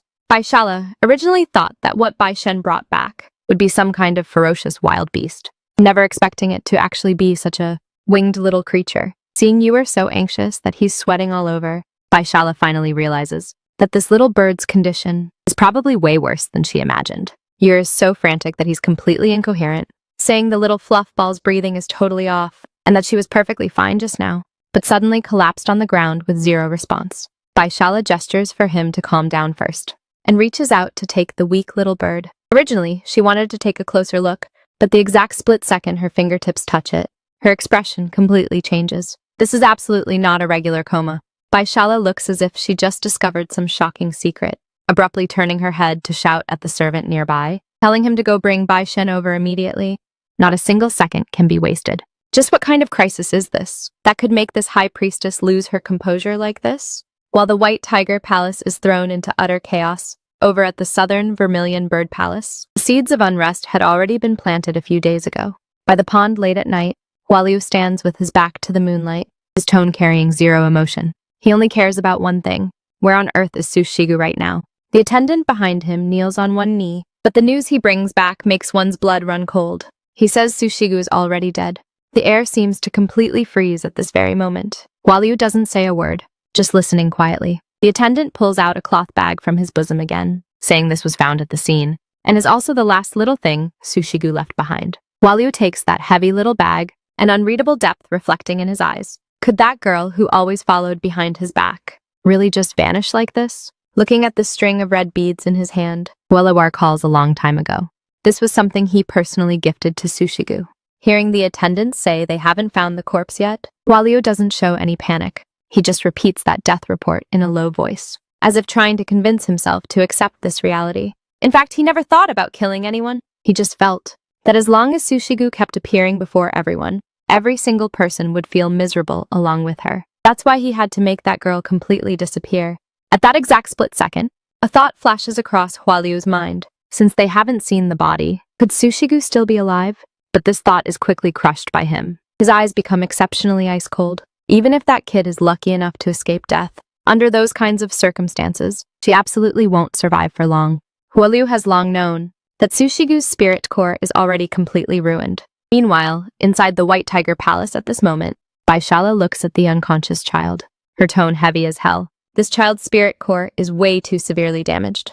Baishin stands to the side, looking a bit at a loss. He explains that one can only inspect the spirit core during beastification, but he has never seen this child's transformed state, which is why he hadn't noticed it all this time. But Baishala's next words make everyone present break out into a cold sweat. She says the matter is absolutely not that simple. This isn't some accidental damage at all. Judging from the traces of the wound, this child's spirit core was clearly destroyed on purpose by someone. This is no longer just getting injured, but someone straight up wanted her dead. Who would have thought that Sushigu, being able to survive until now, is nothing short of a miracle? Because the spirit core inside her body had long been forcefully stripped away by someone, which is also the reason why she never grows up. This kind of execution is usually only reserved for the most ferocious criminals, and only the direct line of the 4 great eminent clans has the authority to carry it out. This also means that the person who dealt this fatal blow to her definitely has an extraordinary identity. All clues point directly to the Vermilion Bird Clan head, but he is clearly famous for being a man of integrity, so why would he deal such a fatal blow to a child? What makes one's blood run even colder is that he didn't just take away the spirit core, but completely destroyed it on the spot. Dealing such a ruthless, life-ruining blow to such a small child, this is no longer a punishment, but straight-up murder. Baishin suddenly recalls those rumors he heard before. Could all of this have been a conspiracy from the very beginning? Haoyan hurries over to report, saying that while giving Sushigu a bath, she discovered a shocking secret. Her body is covered in scars all over, with new wounds layered on top of old ones. Clearly, for a very long period of time, she had been living a life worse than death. Baishin falls silent after listening. The score absolutely cannot be let slide just like this. He decides to immediately dispatch people to the south to investigate and bring the truth behind this to light. Baishala has already administered the elixir to her. As long as she nurses herself well, her body will eventually recover. But those wounds carved deep into her heart won't be that easy to heal, unfortunately. Baishala's tone is serious. Though her injuries have been temporarily stabilized, if they don't completely restore the damaged spirit core, Sushigu will never truly recover. And to cure this kind of severe injury from the root, There is only one way in this world, and that is to find the legendary dragon blood grass. Just when everyone is at their wits' end, Yer, who has been keeping watch by the side, suddenly lets out a sharp cry of surprise. After being in a coma for so long, this little creature, whose life was hanging by a thread, has finally opened her eyes. Baishin and Yer keep watch by the bedside. The moment they see her open her eyes, they get frantic as hell, asking her repeatedly if she still feels pain anywhere. Sushigu is completely dazed. In her memory, she was clearly just sunbathing on the rock. How did she wake up to find everyone crowding around her? Looking at Bai Shen's serious expression, she is so scared that she quickly speaks up to apologize, feeling that she must have caused trouble for everyone again. This kind of inferiority complex carved into her bones makes her completely drop the thought that everyone is actually worried about her. She just lowers her head, feeling that she really is a bad child who only knows how to cause trouble. Bai Xian gently pats her head, his tone unbelievably gentle. He tells Sushigu that those days of living in fear have already passed, and there's no need to worry about anything from now on. The sudden wave of tenderness makes Sushigu unable to hold it in any longer. She softly calls out Bai Xian's name, tears rolling down uncontrollably. As a result, Yer watching from the side sees this, and immediately stirs up a hornet's nest. He hollers at the top of his lungs, saying that father made the little kid cry. Bai Xian is stunned on the spot, and Sushigu panics even harder, hurriedly wiping away her tears while explaining that she isn't crying at all, and that it was just a yawn just now. Looking at Sushigu desperately trying to fake a yawn, Bai Xian can't help but laugh out loud. He goes along with the child's words and teases. Looks like this little creature is truly sleepy. Her mouth is stretching completely round. The originally heavy atmosphere gets diluted quite a bit by this little interlude. Bai Xian looks at Sushigu, his eyes entirely filled with a guardian's doting affection. But right at this moment, Baishala, who has been standing to the side all along, suddenly speaks up to stop Sushigu, her tone carrying zero emotion. She stares at this cotton ball-like little girl. Let's have a chat, just the two of us. Bai Xian is still worried. He blocks the way in front of Baishala, saying the child needs to rest right now and cannot be randomly disturbed by anyone. Hearing this, Baishala flares up, asking back in a bad mood whether she could actually eat her up or something. Using her status as the holy maiden, she orders Bai Shen to quickly make way for her. Consequently, Yer nearby mishears her, his face turning completely pale from fright. He asks Baishala with a trembling voice, "Are you really going to eat the little kid up?" Baishala is about to be completely driven crazy by anger. She never expected that in the eyes of her family. She was actually a monster who eats children. Bai Xian even chimes in from the side, saying her current expression is indeed quite terrifying. This time, Baishala completely explodes. She points straight at the door and yells, complaining that this room is way too noisy, and straight up kicks both of these men out. Once the room is left with just the two of them, Baishala finally speaks up. The news she brings to Sushigu is nothing short of a bolt from the blue. Sushigu never expected that her spirit core, which she had always been so proud of, had actually shattered a long time ago. Baishala looks at the child before her, a hint of helplessness leaking from her tone. She tells Sushigu, "You have probably been kept in the dark this entire time. And the culprit behind all of this is her older brother, Hualiu. She can't figure out for the life of her why that person, who used to be the closest to her, would do this kind of thing to her. That night 3 years ago, turns out it really was him who personally ripped away my spirit core." Sushigu can't understand no matter how much she thinks about it. Why on earth does he hate her this much? Hate her so much that he had to completely destroy her foundation as a cultivator. The long accumulated grievances and agony completely explode at this exact moment. She can no longer control herself, tears rolling down uncontrollably. Now it's Baishala's turn to have a headache. Although she holds a noble status, what she fears most is dealing with this kind of scene. Looking at the little kid before her, crying her eyes out, she can only sigh helplessly. She really has absolutely no clue how to comfort a child. Baishala finally officially introduces herself, saying she is the holy maiden of the White Tiger clan, and also the master of this temple. Right after that, she adds another sentence out of nowhere, saying the soundproofing here is exceptionally good. Before Sushigu can even react to what that means, Baishala gently tells her that here, it doesn't matter how loudly you want to cry, no one will hear you, and no one will blame you. These words leave Sushigu completely stunned. In her memory, crying had always been a sin. Back when she was in the Vermilion bird clan, the moment she shed a single tear, every single person would flare up at her. They would point at her nose and scold her, saying she didn't have the right to feel wronged at all, and even less qualified to shed tears. Those ice-cold accusations used to be a lingering nightmare throughout her childhood. But now in this completely strange place, someone actually tells her that she can safely just be a child. The sudden wave of tenderness makes her not know how to face it for a moment. Baishala looks at the flustered Sushigu, deliberately teasing her by saying, "You aren't waiting for me to hug you, are you?" Sushigu is so scared that she quickly waves her hands, unable to even speak coherently. Baishala says, "I really can't do anything with you." But in the very next second, she still gently pulls this little creature tightly into her embrace, while her hand gently pats her back. Sushigu keeps warning herself in her heart that she can't cry, and absolutely cannot cry anymore. But this long-lost warmth instantly shatters all of her armor. She can no longer hold it in. Inside this warm embrace, she completely bursts into loud, unrestrained crying. Aishala looks at the little creature in her arms, unable to help but softly tease, saying, she is currently crying just like a soaking wet little fluff ball. Sushigu tightly grips the corner of her clothes, though she is still sobbing, at fear of being abandoned. Finally, at this exact moment, slowly fades away. Right at this moment, Nanshun and Haoyan hurry over, busy apologizing the moment they step through the door, blaming themselves for failing to keep watch by Sushigu's side the whole time, causing her to suffer so many grievances. Seeing everyone worrying about her, Sushigu feels a bit embarrassed instead. She explains in a frantic scramble, not wanting anyone to feel self-blame. This feeling of being treasured in the palms of everyone's hands makes her realize for the first time that she truly is no longer alone. Haoyan declares with a serious face, "That won't do. From now on, no matter where we go, we must all walk together hand in hand. We can absolutely never let you be left alone again." Nanshun also quickly nods along from the side, deeply afraid that Sushigu would refuse. Seeing everyone looking so earnest, Sushigu feels a bit shy, but her heart feels incredibly warm. From that day on, Haoyan and Nanshun act just like two personal bodyguards. No matter where Sushigu goes, they will guard her side without leaving her for a single step, giving her the ultimate sense of security. However, besides the two of them, there's another person who has been acting pretty strange lately. Even though it's clearly time to go to the training grounds, he always loiters around Sushigu and refuses to leave. Looking at this young master before her, Sushigu can't help but softly remind him that it's getting late. "Shouldn't you go attend to your official business?"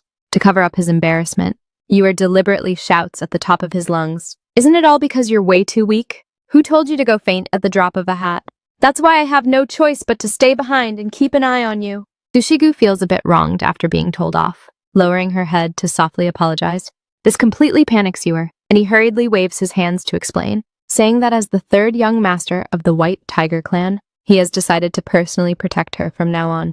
Sushigu asks with a face full of confusion, "Why do you need to protect me specifically?" Yor holds his breath for ages, and before that word, cute, can even slip out, he takes a sharp detour. He hollers at the top of his lungs, "That's because I'm afraid you're way too chicken. What if you run into a ghost one day?"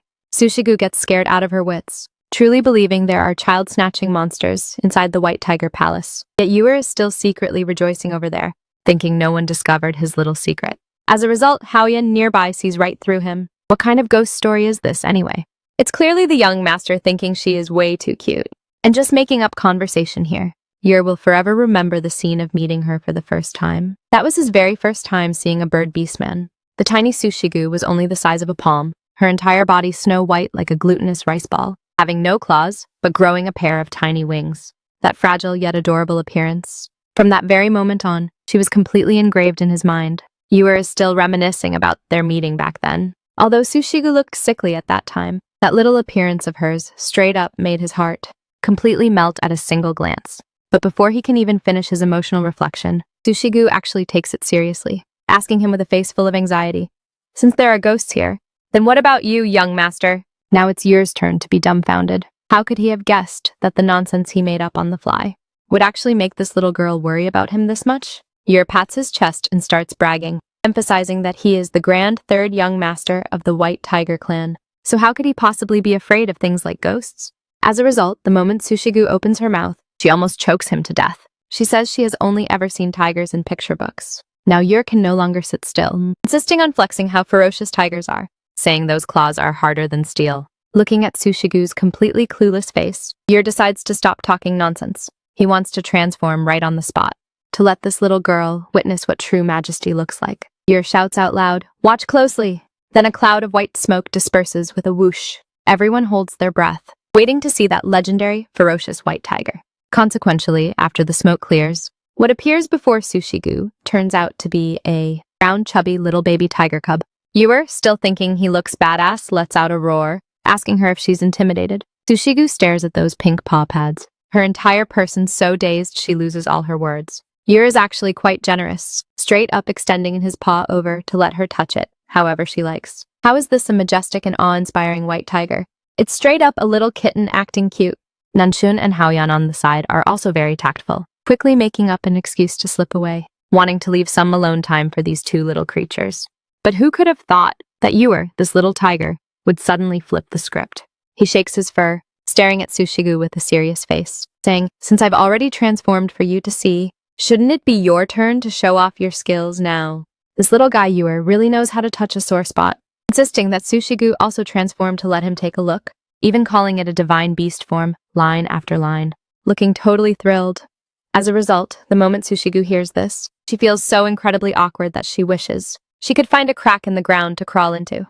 She waves her hands repeatedly, saying she can't do it at all, even mocking herself by saying she isn't cool whatsoever.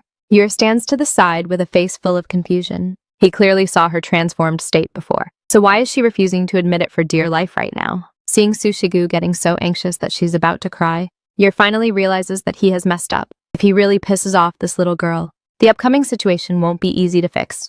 Sushigu lowers her head without saying a word. She feels that if Yer sees her divine beast form, he will definitely be just like everyone else, and show an expression of disgust. After all, in her memory, herself after transformation was just a little freak to be mocked. Just when she gets sadder and sadder the more she thinks about it, a round ball suddenly rolls over to her feet. Yer, this little white tiger, hasn't noticed her inner thoughts at all, running over excitedly instead, and loudly asking her if she wants to play ball together. Looking at Yer's completely carefree appearance, Sushigu is completely stunned. Her originally heavy mood is actually interrupted by this sudden invitation. Out of nowhere, this little guy Yer is a total optimist, failing to notice Sushigu's internal conflict just now at all. He bounces and leaps around Sushigu, his mouth continuously urging her to hurry up and throw the ball, his mind entirely occupied by thoughts of how to have a blast playing. Sushigu looks at the ball in her arms, then looks at the little white tiger before her, who is bursting with enthusiasm. Her originally tight heartstrings finally relax. She gently tosses the ball into the distance, throwing away those troubling thoughts right along with it.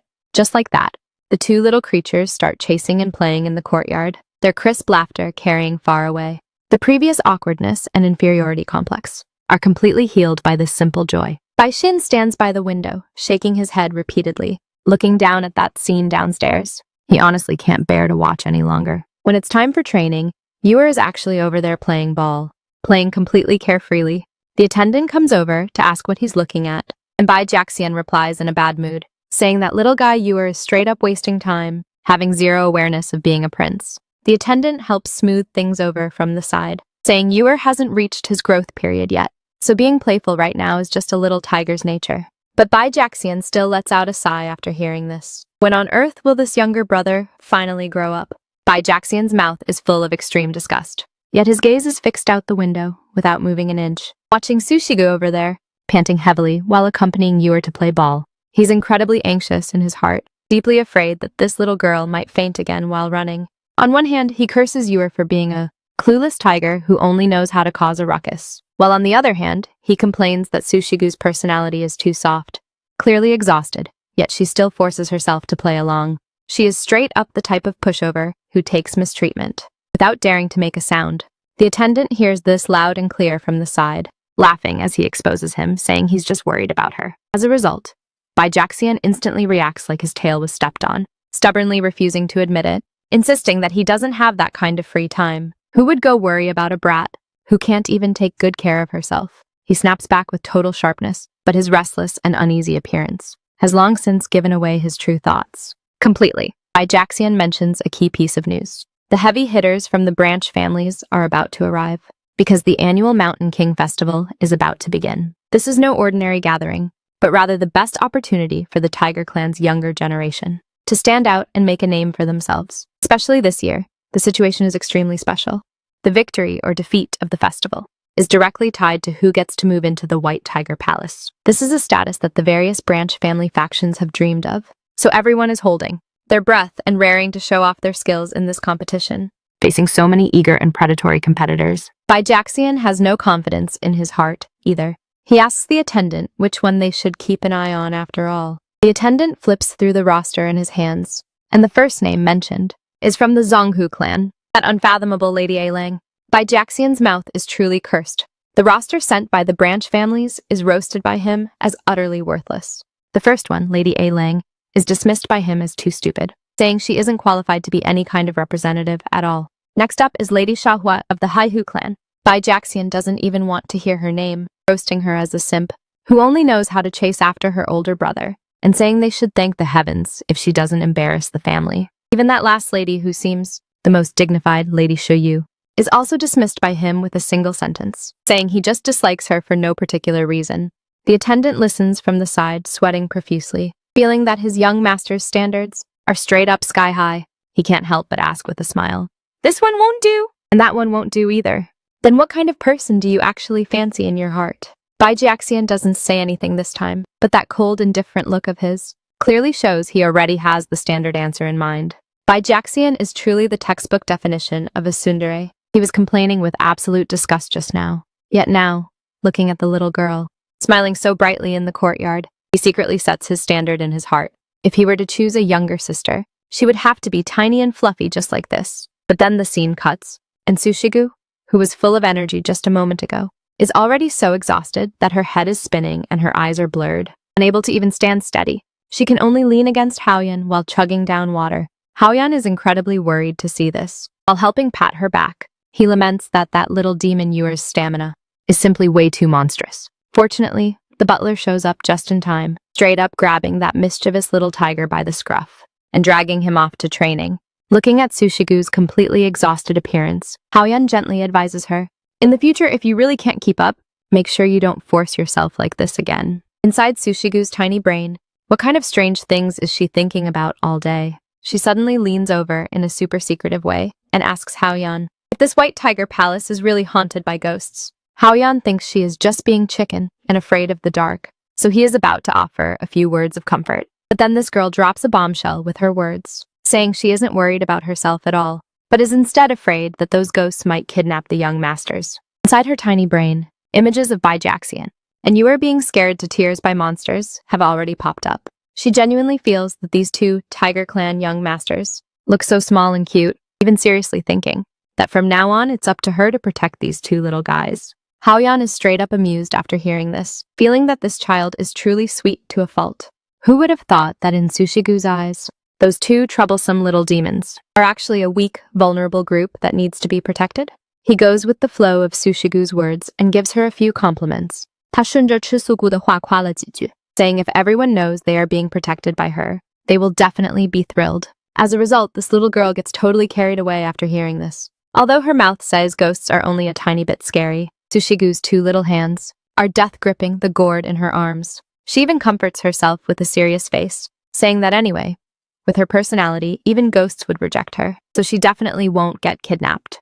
The moment this self-deprecation kicks in, her mind starts running wild with random thoughts again, feeling that everyone must be roasting her behind her back for being thick-skinned, saying even ghosts don't want to deal with her. However, this doesn't affect her morale at all. Sushigu is currently hyping herself up, clenching her little fists, and publicly making a grand, bold statement, saying that everyone's safety from now on will be completely carried by her. One really wonders if those young masters hear this. Should they be touched or get a headache? It's this round full moon again. This is the exact day Bai Shen fears the most. As long as the moon is full, the nightmare from back then will trigger right on time, making his chest so tight that he can't breathe. This isn't a normal illness at all, but rather a price carved into his bones. The old wounds haven't even healed yet, and a new crisis is already coming. The flames of war haven't died down. Yet Bai Shen still can't let go of another matter in his heart. Just thinking about Sushigu being at such a young age, yet having to endure this kind of inhuman torture, makes his heart feel like it's being pierced by needles. Although his sister helped stabilize the situation, the crisis hasn't been resolved at all. When on Earth will this kind of suffering end? If her spirit core cannot be completely repaired, Sushigu's situation will forever be treating the symptoms, but not the root cause. Right now, the only life-saving straw is the legendary dragon blood grass. But strangely, Jiyilin, who promised to fetch the medicine, has actually lost contact. Up until now, there hasn't been a single piece of news. Does that person, who usually looks so gentle and elegant, really plan to start a massive slaughter inside the Imperial Palace? It seems that tonight, a peaceful night of sleep, is something Bai Xian completely won't get. He originally thought about whether he could close his eyes, to catch a quick nap for a bit. But just as he got a little sleepy, a noise came from outside the window. A figure is currently tiptoeing into the room. Who on earth has such big balls in the middle of the night to dare straight up break into his domain? It turns out the one sneaking into the room late at night is actually Sushigu. Looking at Baishin, closing his eyes to rest his mind, she stands to the side for ages without daring to make a sound. Actually, just a few hours ago, Haoyan was still encouraging her, saying that if everyone knew the young lady wanted to protect the clan, they would definitely be extremely happy. Recalling the Vermilion Bird clan's past comments about her, she finally made up her mind. She cautiously hands over the thing in her hand, testing the waters in the soft voice, wanting to break this silence. This kind of life, Sushigu doesn't even know how long she has endured. Even the servants at home could casually snatch away her things, and even cursed her with a face full of disgust, calling her disgusting. They even cursed her right to her face, saying how come a bad seed like her, who made the clan suffer, hasn't been taken away by ghosts yet. In those people's eyes, she is just like some sort of unclean object. Straight up, anything that was touched by her had to be thrown into the fire to be burned away. They said even ghosts would shiver upon seeing her, but they didn't know that this kind of humiliation of being stepped on was completely changing this girl. Since everyone said that, for things touched by her, even ghosts would take a detour upon seeing them. Then the situation is different now. Sushigu suddenly comes up with a bold idea. As long as she leaves her things by their side, wouldn't that be able to ward off the ghosts? But looking down, she realizes that her hands are completely empty. The pouch from the festival is lost, and the bracelet gifted by Hualyu is broken too. Failing at such a critical moment, anyone else would be anxious enough to cry, but she quickly pats her cheeks. There's no time to be sad here right now. She must quickly think of another way. Sushigu wanders around the courtyard for several laps, and finally finds the treasure she wants behind the flower bushes. Who could have thought that what she spent so much effort looking for turns out to be just a few inconspicuous pebbles by the roadside? She cautiously wipes the pebbles until they are shiny, even talking to herself, saying, "These little things look quite nice once washed clean." Although in others' eyes, these are just broken stones. To her, this is the only amulet she can present. She silently prays in her heart. Since these stones have all been touched by herself, then please, you must help them ward off the ghosts. With everything ready, Sushigu feels that she just needs to quietly place these pebbles by Baishen's and Yuer's sides, and everything will be safe. But in the middle of the night, the corridor is pitch black. She edges forward alone, trying to be brave, while actually getting cold feet in her heart long ago.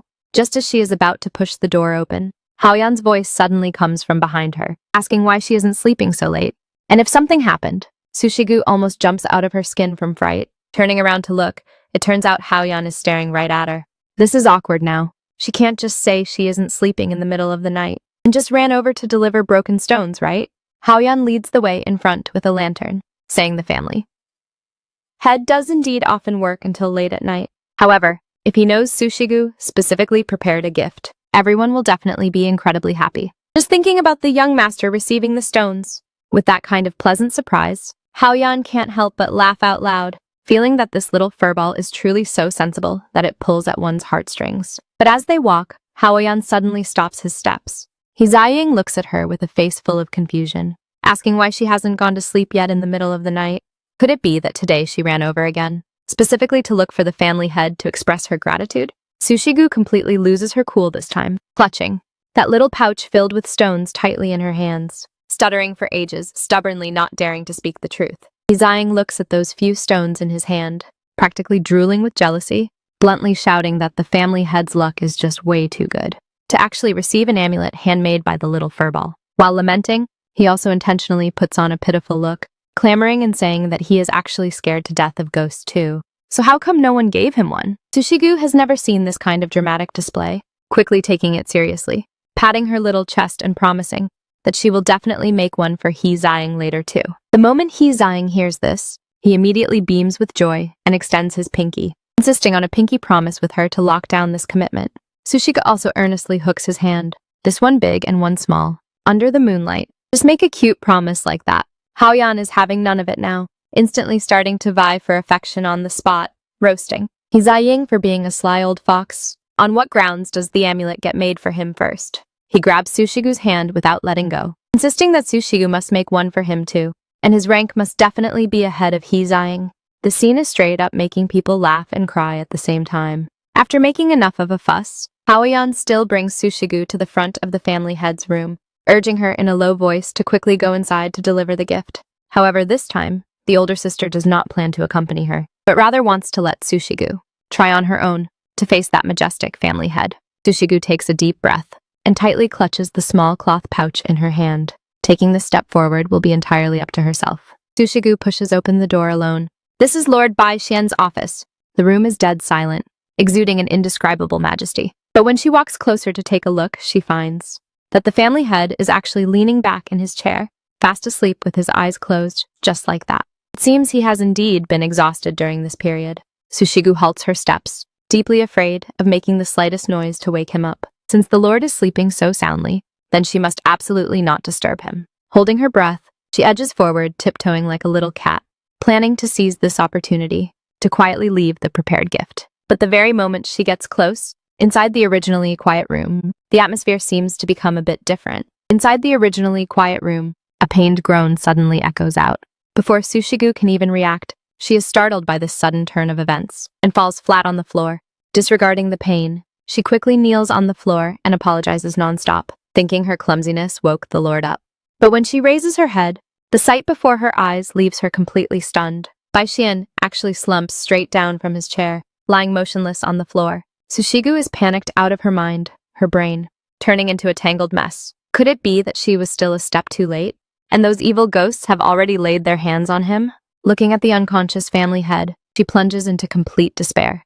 What on earth should she do now? The whispers of the evil ghosts echo in the room, clamoring that they have already succeeded. Lord Bai Xian's brows are tightly knit, clearly enduring immense agony. Although Sushigu is frozen stiff with fear, she still fiercely protects the lord by his side, loudly begging those invisible monsters, pleading with them to absolutely not bully Lord Bai Xian. As she cries out, she tightly clutches the amulet. That is her only hope now. Right at this exact moment, a miracle actually happens. The originally ordinary small cloth pouch suddenly bursts with a blinding, powerful pink light.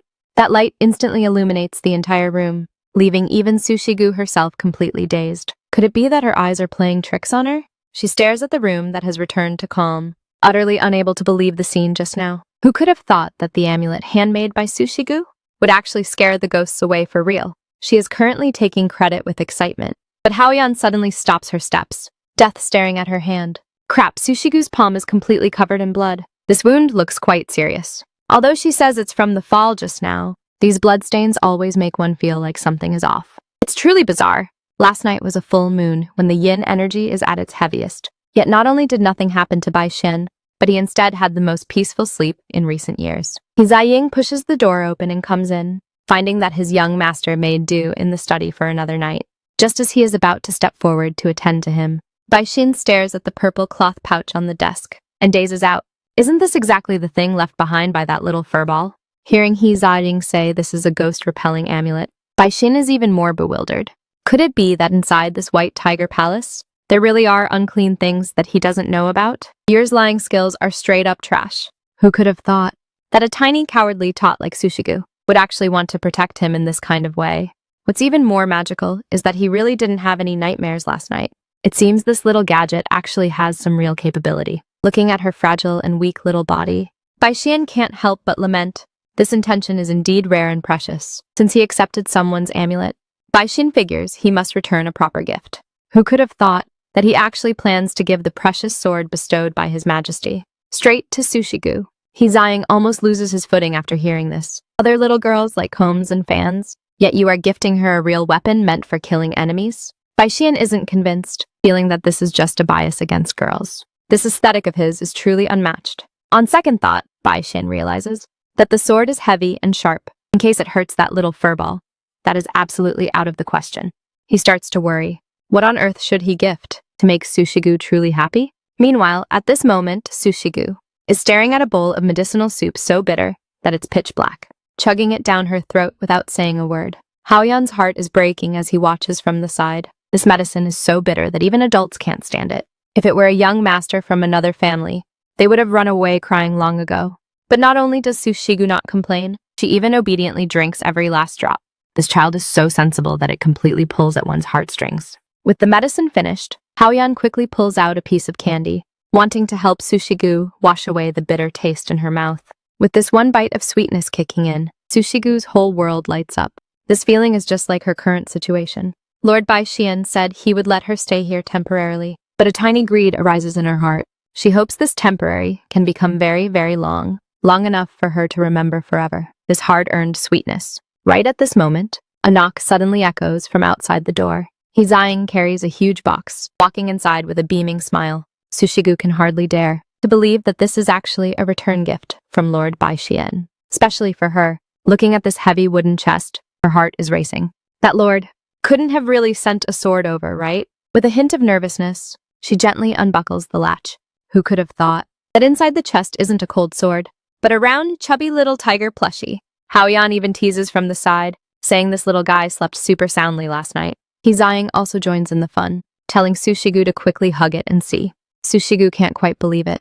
Is this really a gift for her? She cautiously extends her hands and cradles the soft, fluffy thing into her arms. With this hug, she feels like her entire heart is melting. That furry and warm feeling makes her feel for the first time that she is truly being cared for by someone. Holding her newly received gift, Sushigu suddenly makes a request. She wants to borrow some paper and wood charcoal. Zhang and Haoyan both think this little girl wants to draw pictures. Who knew that with a serious face, she would say she wants to write a letter to Lord Bai Xian. Now it's the two adults' turn to be bewildered. This little return gift actually comes with a follow-up interaction. The scene changes, and the Vermilion Bird Palace suddenly becomes lively. Lily runs hurriedly toward her father, holding something. Looking at Lily laughing so happily among the flowers, Ji-Yayun finally breathes a sigh of relief. The previous shadow seems to have already dissipated, and everything is developing in a good direction. Hualiu walks over and calls out, "Father, I have something to tell you." But a single sentence from Hualiu instantly makes the air in the room freeze. That child is already dead. His voice is as cold as ice. He says originally he only wanted to send the person away, but when the people he dispatched arrived, only a pool of blood was left at the scene. Hualiu hands over a cloth pouch, saying this was found near the scene. Ji-Yayun takes just one look, and his entire body completely freezes up. That was the amulet he personally tied onto Sushigu that morning, and one of his feathers was even hidden inside. That was the final backing he gave his daughter. He recalls Sushigu once timidly asking if she cannot be like her father and older brother, awakening into a handsome firebird. What should she do? At that time, he smiled and comforted her, saying even if she fails, she is still his daughter. But who could have thought that this gentle comforting would actually become his most heart-wrenching memory now? Who could have thought that the timid little girl would actually awaken into a snow-white bird? Ji-Yayun looks at the portrait, his heart completely filled with regret. If she had failed her awakening back then, would all of this not have happened? He found a red feather inside the clothing. That was the amulet he gifted to Sushigu. Turns out this child had been keeping it by her side all along, never once losing it. Ji-Yayun suddenly changes his mind, giving the order to bring that child back. But Hualiu's next words make him feel like he's plunged into an ice cave. Even if she isn't dead right now, she probably won't live for much longer anyway, because that secret hidden inside her body is slowly draining her life away. Sushigu's spirit core has long been severely damaged, so it's completely impossible for her to live too long. Ji-Yayun commands, "Then at least bring the corpse back. Only when I see the corpse with my own eyes will I believe she is truly dead." Who could have thought that this inconspicuous broken stone would actually be treated like a treasure? The little guy excitedly shows it off, saying this is an amulet Sushigu gave him, specifically used to deal with the ghosts in the White Tiger Palace. Bai Xian listens with a face full of speechlessness. This kind of nonsense meant to trick kids. Only this silly boy would take it seriously. But he suddenly freezes. If this stone is used to ward off evil, then last night, when Sushigu snuck into his room, what on earth did she leave behind? His memory instantly goes back to that quiet, late hour last night. He originally just wanted to pretend to be asleep, but ended up almost making the fake real. Bai Xian never expected that Sushigu would actually sneak into his room in the middle of the night. That stone, which was delivered and treated like a treasure, is tossed into the trash can the very next second. Here beside him edges closer and asks, "Brother, have you seen what that girl looks like when she transforms?" Bai Xian casually gives a brief reply, and as a result, Yuer gets completely excited, straight up praising how tiny and cute she is after transforming. But he immediately starts to worry again. Since she is so cute, why is she still so afraid of transforming? Could it be that she's afraid she's too adorable and will be directly kidnapped by bad guys? Now the older brother is completely speechless. Yuer is still worrying blindly in his own world, and as a result, he bumps headfirst into Bai Xian's back. Just as he wants to complain, he looks up and his entire body freezes up. The instructor is carrying a long staff in the center of the training grounds, waiting with a beaming smile. He speaks unhurriedly. Yesterday while I was away. You guys slipped away pretty fast, huh? Now it's over. The old scores and new scores are going to be settled together. Only one thought remains in Yuer's mind. Is it still too late to run now? Bai Xian has absolutely no intention of doing him any favors, directly pushing Yuer in front of the instructor and indifferently saying, I'm leaving him to you. The instructor smiles so incredibly brilliantly, while Yuer completely breaks down, screaming as he gets dragged away. You actually sold me out! I don't have a brother like you!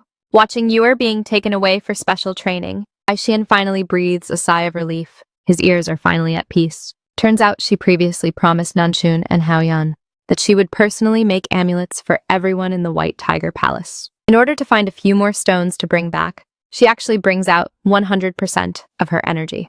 As long as she can find a few, she can make 3 more amulets to gift to people.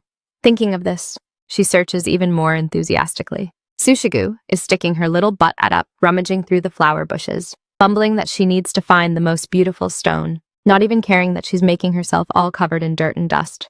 But right at this moment, a pair of feet suddenly stops right in front of her. Sushigu looks up blankly, finding that Bai Xian is looking down at her from above. Now the scene is straight up awkward. Sushigu runs into Bai Xian in the garden, originally wanting to say hello, and also ask about the situation last night, by the way. In her heart, she is still happily thinking whether that amulet also helped ward off evil for this young master. But before she can even open her mouth to ask, Bai Xian frowns first, his tone full of impatience. He says last night, he found the trash Sushigu left behind in his room, even warning her that this kind of prank is pretty annoying. Sushigu is completely bewildered now. That was the amulet she meticulously prepared. So how did it become trash? Bai Xian's tone is ice cold.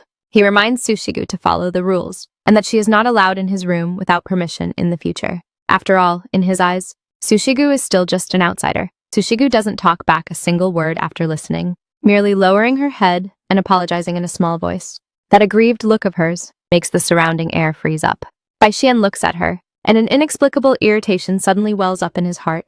He clearly only told the truth. So why does it instead feel like he did something wrong?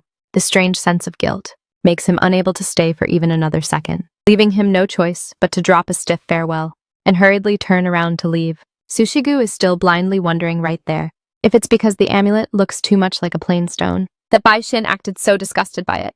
Her sole focus is to gift a better present to make amends. But searching all over herself, the only presentable thing in her hands is the little white tiger that Bai Xian gifted her. Now she is even more conflicted. This represents Bai Xian's kind intention. So if she regifts it to Bai Xian, wouldn't that be too impolite? Just when she is caught between a rock and a hard place, a strange noise suddenly echoes from above her head. Sushigu instinctively looks up to check. How could there be someone on the roof in broad daylight? A sedan chair suddenly stops at the manor's entrance. Sushigu is just wondering, why did a guest suddenly arrive at the manor in broad daylight? Before she can even figure it out, Haoyan and Nanshun gather around, loudly announcing that she has become today's winner, and they will give all the beautiful stones they found to her. Even Yuer, who just finished his training, cannot help but run over to join the fun, insisting on joining this stone hunting game. Hearing everyone praise the stone she found as the most beautiful, Sushigu feels super happy in her heart. That feeling of being acknowledged makes her whole being feel like it's floating on air. She is currently staring at the jars and cans on the table in a daze, unable to help but curiously ask Haoyan what exactly these sparkly things are used for. Haoyan smiles and explains that these are pigments specifically used for coloring ceramics, even casually praising her great taste for spotting these treasures at a single glance. Right after that, Haoyan proposes a brilliant idea. Since these stones are so meaningful, why not paint patterns on them with the pigments? Bake them well and then give them out as gifts? The moment these words come out, Sushigu freezes dead in her tracks. Isn't this exactly what she needs the most right now? Sushigu has finally found her direction now. She excitedly picks up the paintbrush, feeling that as long as she coats these stones with colors, Bai Xian will definitely be unable to put them down. As she busies herself, she casually inquires that she saw a pretty older sister get off the sedan chair just now. So is the manor about to have guests? Haoyan walks in carrying tea and pastries, carrying a trace of seriousness in his tone,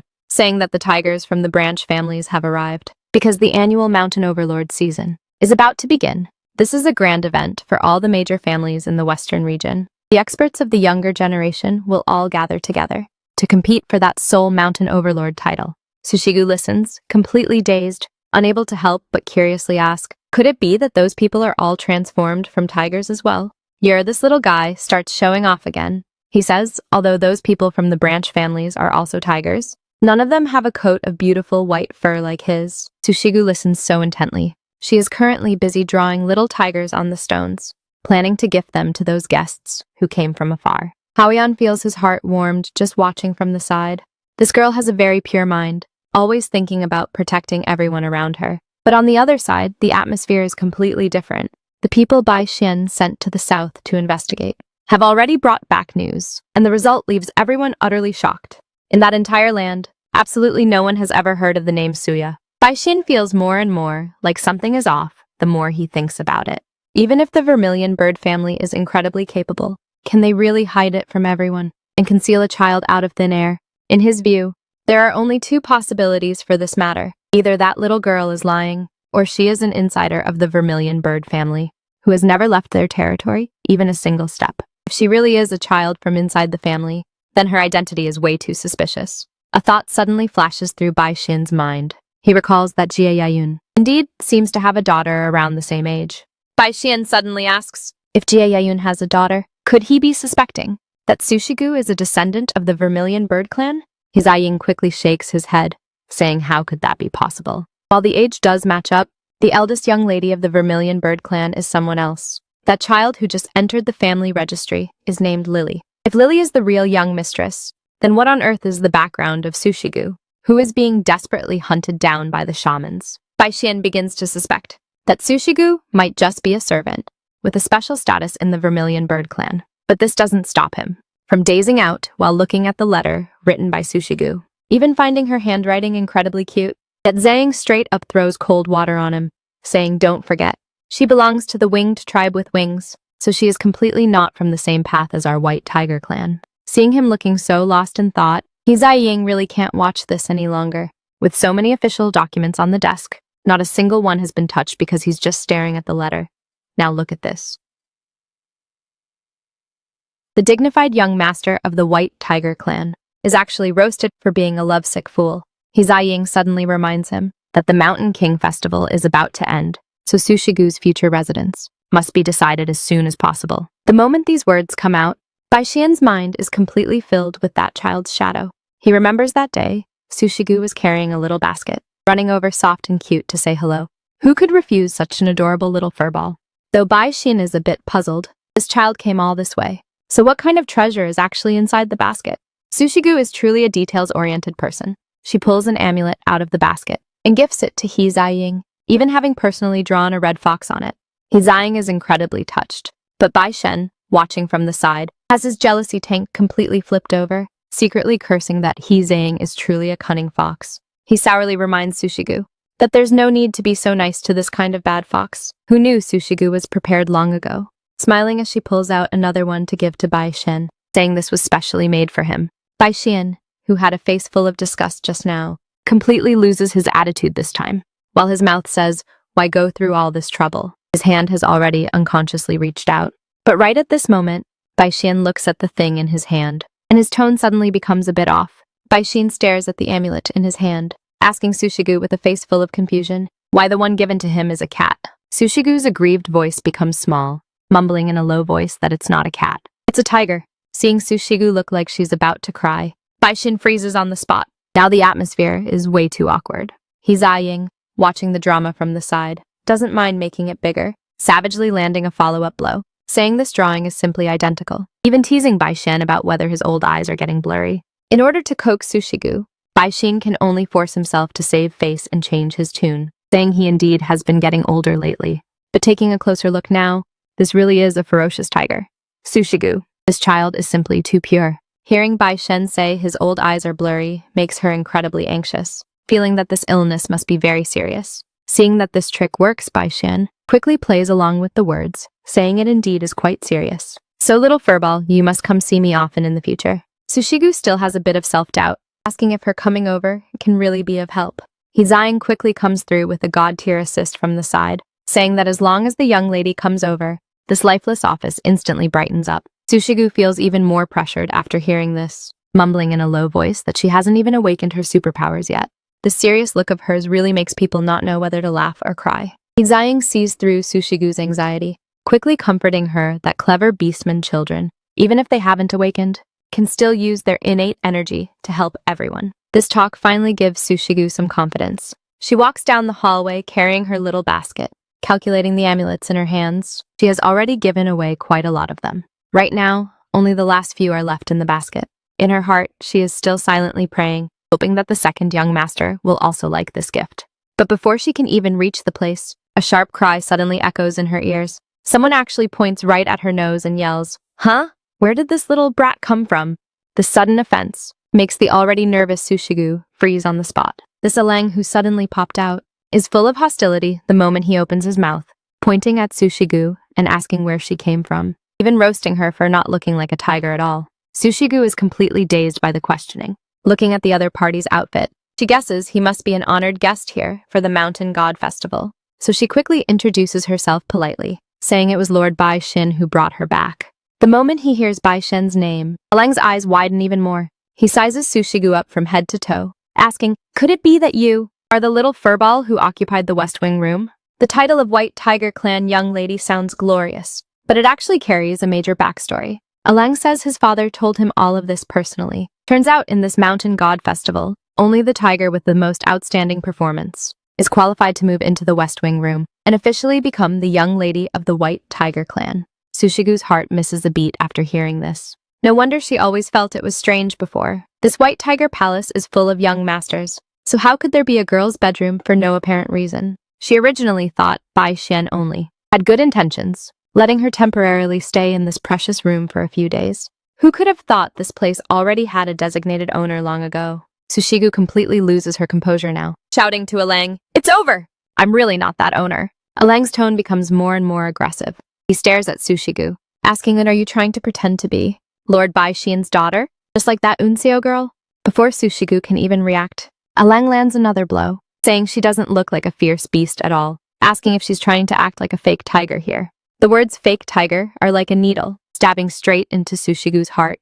The rumors and gossip she fears the most are all exploding in her mind right now. Those voices are calling her a fraud, saying she stole Lady Lily's position, and even saying she deceived everyone, which is truly disgusting. Sushigu stands there all alone. These unwarranted accusations weigh her down so much she can barely breathe. Sushigu is so terrified that she becomes incoherent, constantly mumbling in her mouth, that she never once thought about stealing anyone's position. Alang is also startled seeing her like this, hurriedly leaning closer to ask if she is sick, and why she suddenly became so strange. Right at this moment, a cold voice comes from behind, directly snapping at them, asking what on earth they are up to. Chu is holding a round fan in her hand, staring at Alang with a sharp gaze, calling out the other party's background in a single breath. This person is none other than Yin Shi of the White Tiger Clan. Shu says with a cold face that she was originally looking forward to a fair competition with Alang for the position of the West Wing room's owner, but she never expected Alang would actually be here bullying a little brat, who isn't even a tiger. This makes her feel too disappointed. Alang stomps his feet in anxiety now, loudly shouting that he didn't do anything at all. He really was just talking to Sushigu. Just when the situation is at a complete standstill, Sushigu actually steps forward on her own initiative. She says Alang didn't lie, and this is all a misunderstanding. Sushigu explains in a small voice that Alang really didn't bully her. It was just that she suddenly felt physically unwell. After hearing this, Shiyu stares and sizes up Sushigu for a long time, before reluctantly putting away her aggressive stance. As Alang flees in panic, he doesn't forget to turn back and talk tough, telling Sushigu not to get sick in front of him again. Seeing Alang run far away, Shu finally turns her head, asking about Sushigu's condition with concern. Sushigu quickly thanks her politely, emphasizing once again that Alang really didn't bully her, and it was just a small misunderstanding. Shu smiles after listening, generously introducing her identity, saying she is from the White Tiger Clan. If Shu encounters difficulties in the future, just look for her. Shu bends down to pick up the basket on the ground, handing it into Sushigu's hands with her own two hands, which warms Sushigu's heart. Sushigu looks at this gentle older sister in front of her, feeling that someone as kind as Shiyu must have also come here just to join the White Tiger Clan. In this ice-cold palace, Sushigu finally feels the very first bit of goodwill from a peer. After seeing Shiyu off, Sushigu sits under the porch all alone. That little bit of lively atmosphere just now completely vanishes in an instant. She can't help but start wondering how long that temporary stay Bai Shen mentioned before will actually last. Sushigu knows very well in her heart that this place doesn't belong to her after all. Since the room's owner is coming back soon, then she should also pack up and prepare to leave the White Tiger Palace. But once she leaves this place, where can she, a helpless little girl, even go? Now this is strange. Bai Xian stands by the window, feeling completely puzzled. By right at this time, Sushi-gu should be turning right around here. So how come he hasn't even seen a glimpse of her shadow lately? In order to catch her attention, he even specially wiped the stone clean and placed it in the most conspicuous spot. Something is wrong. Why do I care so much about that little girl? There's clearly a bunch of actual work to handle. So why is his mind completely filled with her? Just when he is letting his imagination run wild, a call suddenly comes from behind. Young master, the Silver Tiger clan has sent a tea invitation. Bai Xin is planning to take this opportunity to meet up with the leaders of the other clans. But before he can even finish his sentence, his attention is drawn to the item in his attendant's hand. That is a stone amulet with a little fox drawn on it. The attendant says with a face full of showing off that this was personally drawn and gifted to him by that little girl, saying it can ward off evil and protect him. Now Bai Shen really doesn't feel good in his heart. She actually drew one for the attendant too. Could it be that she actually likes this guy more? The attendant hasn't noticed the wrong atmosphere yet. Instead asking a question, young master, did you not receive one? Bai Shen gives a cold snort, saying, I've had that kind of thing for a long time, and even earlier than yours.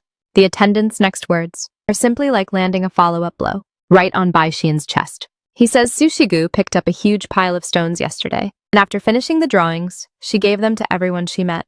The entire estate, and even the guests from the branch families all got a share. Bai Xian originally thought he was special, but after all that fuss, this gift turns out to be wholesale. Even the Lord, and he received the exact same pattern. This time, Bai Xian's defense is truly broken. He doesn't want to hear another single word, turning around and leaving with a dark face. The attendant chases closely behind, still wanting to smooth things over for that little girl, saying she might have just simply forgotten to prepare a special one for you. Enough! Bai Xian roars without even turning his head, straight up shutting the attendant outside the door. Bai Xian is currently in a fit of anger. The moment he sees Sushi-gu, those hurtful words just blurts out of his mouth. He says he doesn't care about this kind of trashy stone at all, telling her to take it away immediately. Sushi-gu is completely stunned. She never expected in her wildest dreams that the gift she painstakingly prepared would actually be so worthless in his eyes. Before Bai Jaxian can even react, she turns around and bolts away, apologizing in a low voice while running. I'm sorry, I was the one bothering you. Looking at that distant figure running away, Bai Jaxian's outstretched hand freezes in midair. He knows better than anyone else in his heart that those words just now were absolutely not his true feelings. This time it's completely messed up. He stands on the spot, unable to utter a word for a long time. Sushi-gu feels a wave of lingering fear in her heart. Thank goodness she overheard Bai Jiaxian and his attendant's conversation just now. Otherwise, she would have made him angry again. It seems he really doesn't like those trashy stones. Although Sushi-gu is a bit disappointed, she still wants to personally make a real amulet for Bai Jiaxian before leaving the White Tiger Palace. But before she can even figure out what to give, a childish roar suddenly echoes from afar, sounding like people are having an argument. Sushi-gu looks toward the direction of the sound, only to see two little tigers having a massive fight. The sudden commotion instantly disrupts her train of thought. These two little tigers are arguing fiercely. Alang has a particularly nasty mouth, mocking Yor for being an unwanted fool, and saying who would ever care about becoming a family with him. How could Yor swallow this insult? He roars right back on the spot. Seeing that both sides are about to throw hands, Sushi-gu's voice suddenly comes from afar. Who is it? Yor is already annoyed, thinking who on earth is coming to ruin things at the crucial moment. But the moment he turns around, the entire tiger freezes. After seeing clearly that it is Sushi-gu, the fierce aura Yor had just now instantly vanishes. He lets out an excited shout, Furball! Straight up throwing the argument to the back of his mind. The little white tiger, who was so aggressive just now, is already wagging his tail and pouncing over at this moment. This face-changing speed is simply faster than flipping a book. Alang chases relentlessly from behind, loudly shouting while chasing, and is about to crash into Sushi-gu ahead. Yor gets extremely anxious this time. He can't care less about anything else. Straight up executing a flying pounce to shield Sushi-gu beneath him. The three of them tumble into a chaotic mess. Yor roars on the spot out of anger, demanding to know if the other guy has lost his mind, and if he knew he almost hurt Furball just now. Alang, who was completely insufferable just now, is now entirely deflated. Sitting on the ground, not daring to make a sound for a long time, terrified that he actually caused a massive disaster. In the end, it is Sushi-gu who steps forward. She pats the dirt off her body and smiles to comfort everyone. saying she is fine, which finally puts an end to this farce. Sushigu's gentle offensive is simply the ultimate counter to these little tigers. She tightly hugs that little brown tiger, softly comforting him not to take things to heart too much. The little tiger, who was arrogant and domineering just now, has his fire completely extinguished this time. His mouth says, "Who cares about your worry?" But his body is very honest, before Sushigu can even say a couple more words. Alang's hair stands on end out of pure embarrassment, shouting, "How dare you hug me?" Well, fleeing in panic without even looking back. Yer shakes his head, watching from the side, roasting that this guy runs faster than a rabbit, and is simply a total coward. A thought suddenly pops into Sushigu's mind. From the very first meeting, she felt Alang had a vibe that is the exact same as the young master. Yer's defense is completely broken this time. He never expected in his wildest dreams that in Sushigu's eyes, he would actually look like that pure tiger just now. To him, this is simply a humiliating insult. Sushigu sees that the atmosphere is off, so she quickly and awkwardly changes the subject. She leans in to ask, wanting to know what brother Jiaxian usually likes. The moment his brother is mentioned, Yer's expression becomes even sour. He lets out a tsundere snort, complaining that his brother threw him to a master back then, and just ignored him since. Who would care about what that heartless guy likes? Looking at Yor muttering over there, Sushigu also has a good idea of what's going on. This little guy is clearly throwing a silent tantrum. She cautiously tests the waters, asking if he is still bothered by those words just now. As a result, Yor straight up turns his head to the side.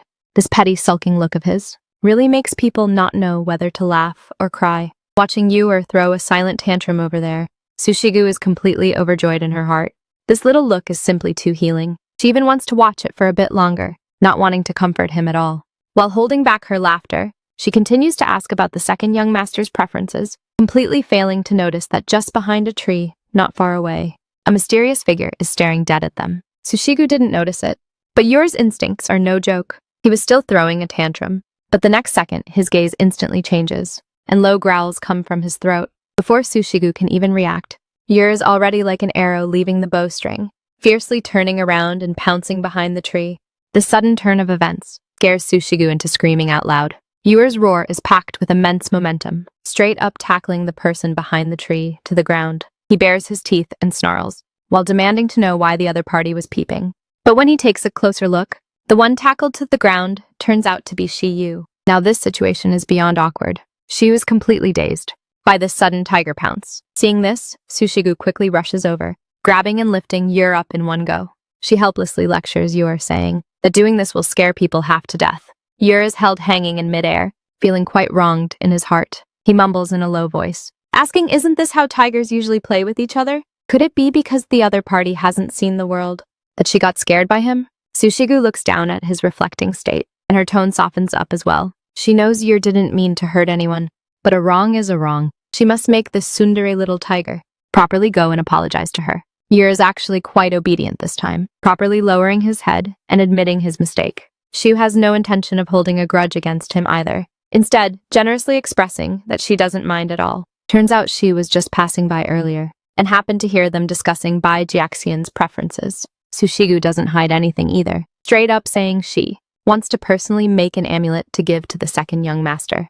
But unfortunately, the other party doesn't seem interested in stones. Hearing that Sushigu is going to give his brother a gift, Yor completely loses his cool now. He struggles wildly in Sushigu's arms, shouting that his heartless brother doesn't deserve it at all, telling Sushigu to just ignore him. Looking at Yor's extremely jealous state, Sushigu can only smile helplessly, while she on the side falls into deep thought.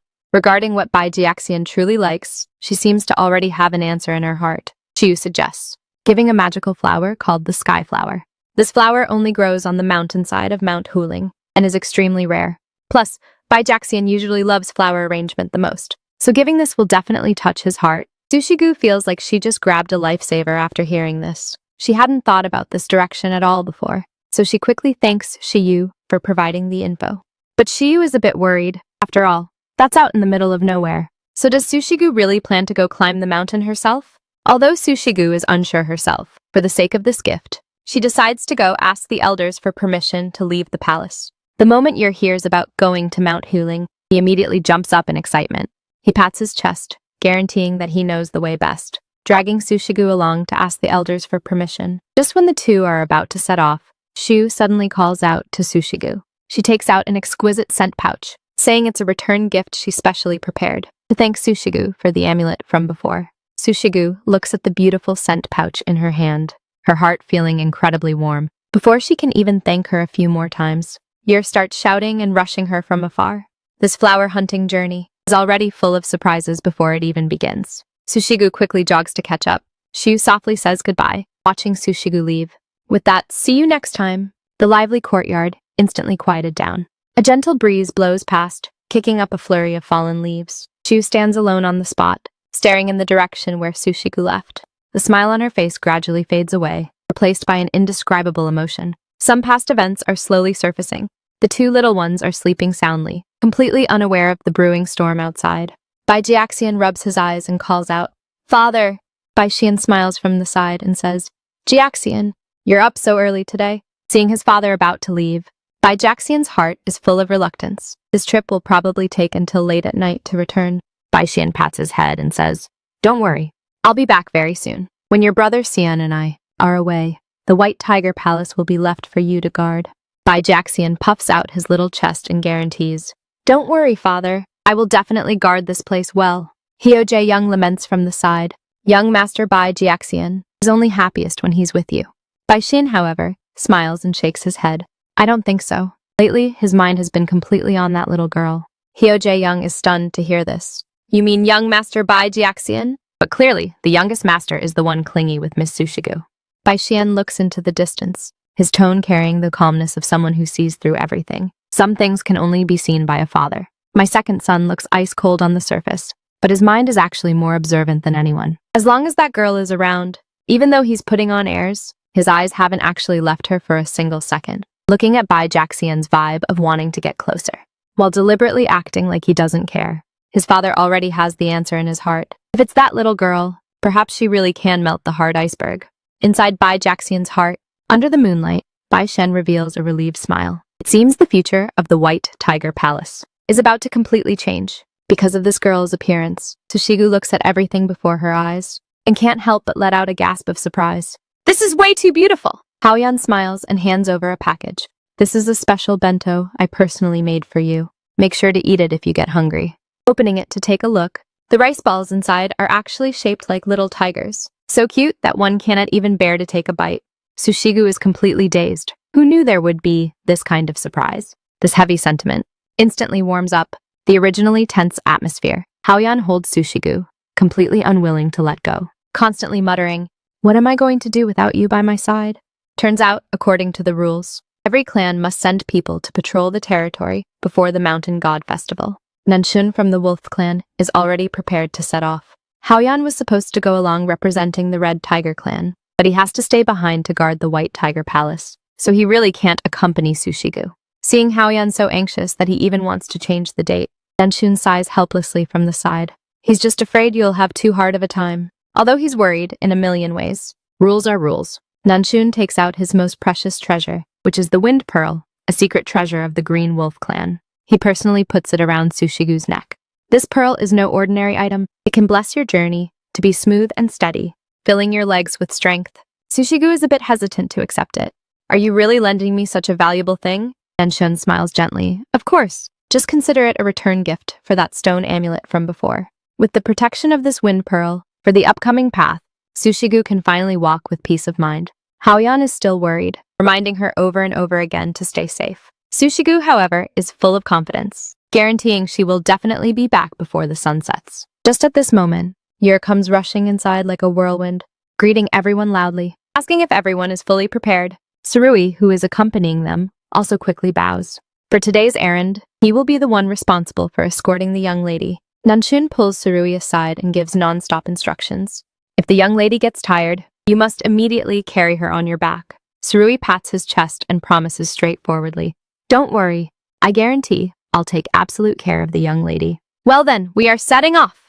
The three cheerfully say goodbye, officially stepping onto the path to patrol the territory. After entering the mountain and walking for a while, Sarui thoughtfully turns back to ask the young lady, "Do your legs hurt at all?"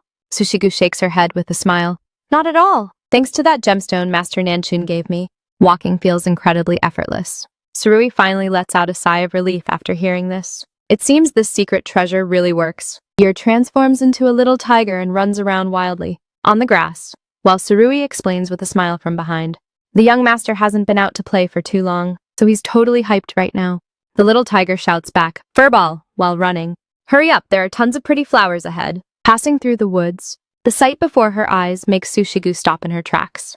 The entire mountainside is covered with blooming fresh flowers, looking straight up like a painting. Sushigu is staring completely captivated, when she suddenly points not far away and shouts, "Look quick! There seems to be something over there." Sushigu holds up the drawing to carefully compare, and finally finds that specific one in the flower bushes. This must definitely be the legendary skyflower. She excitedly leans closer and asks, "Young Master Yor, look quick! Do you think this is the one we're looking for?" Who would have thought that? Yor had no intention of inspecting it at all. He opens his mouth and chomps, swallowing the flower down in one bite. Now Sushigu and Surui are both completely dumbfounded. That was a treasure they found with great difficulty, and it actually got eaten just like that? Yor smacks his lips, as if he's still savoring the flavor. Something seems a bit off, though. Just as Yuer swallows the flower into his stomach, Sushigu makes a new discovery right next to him. She carefully holds up a blue flower. This one is the real sky flower. Surui can't help but praise, "Furball, you're really amazing," unlike some people who only know how to eat the moment they see a flower.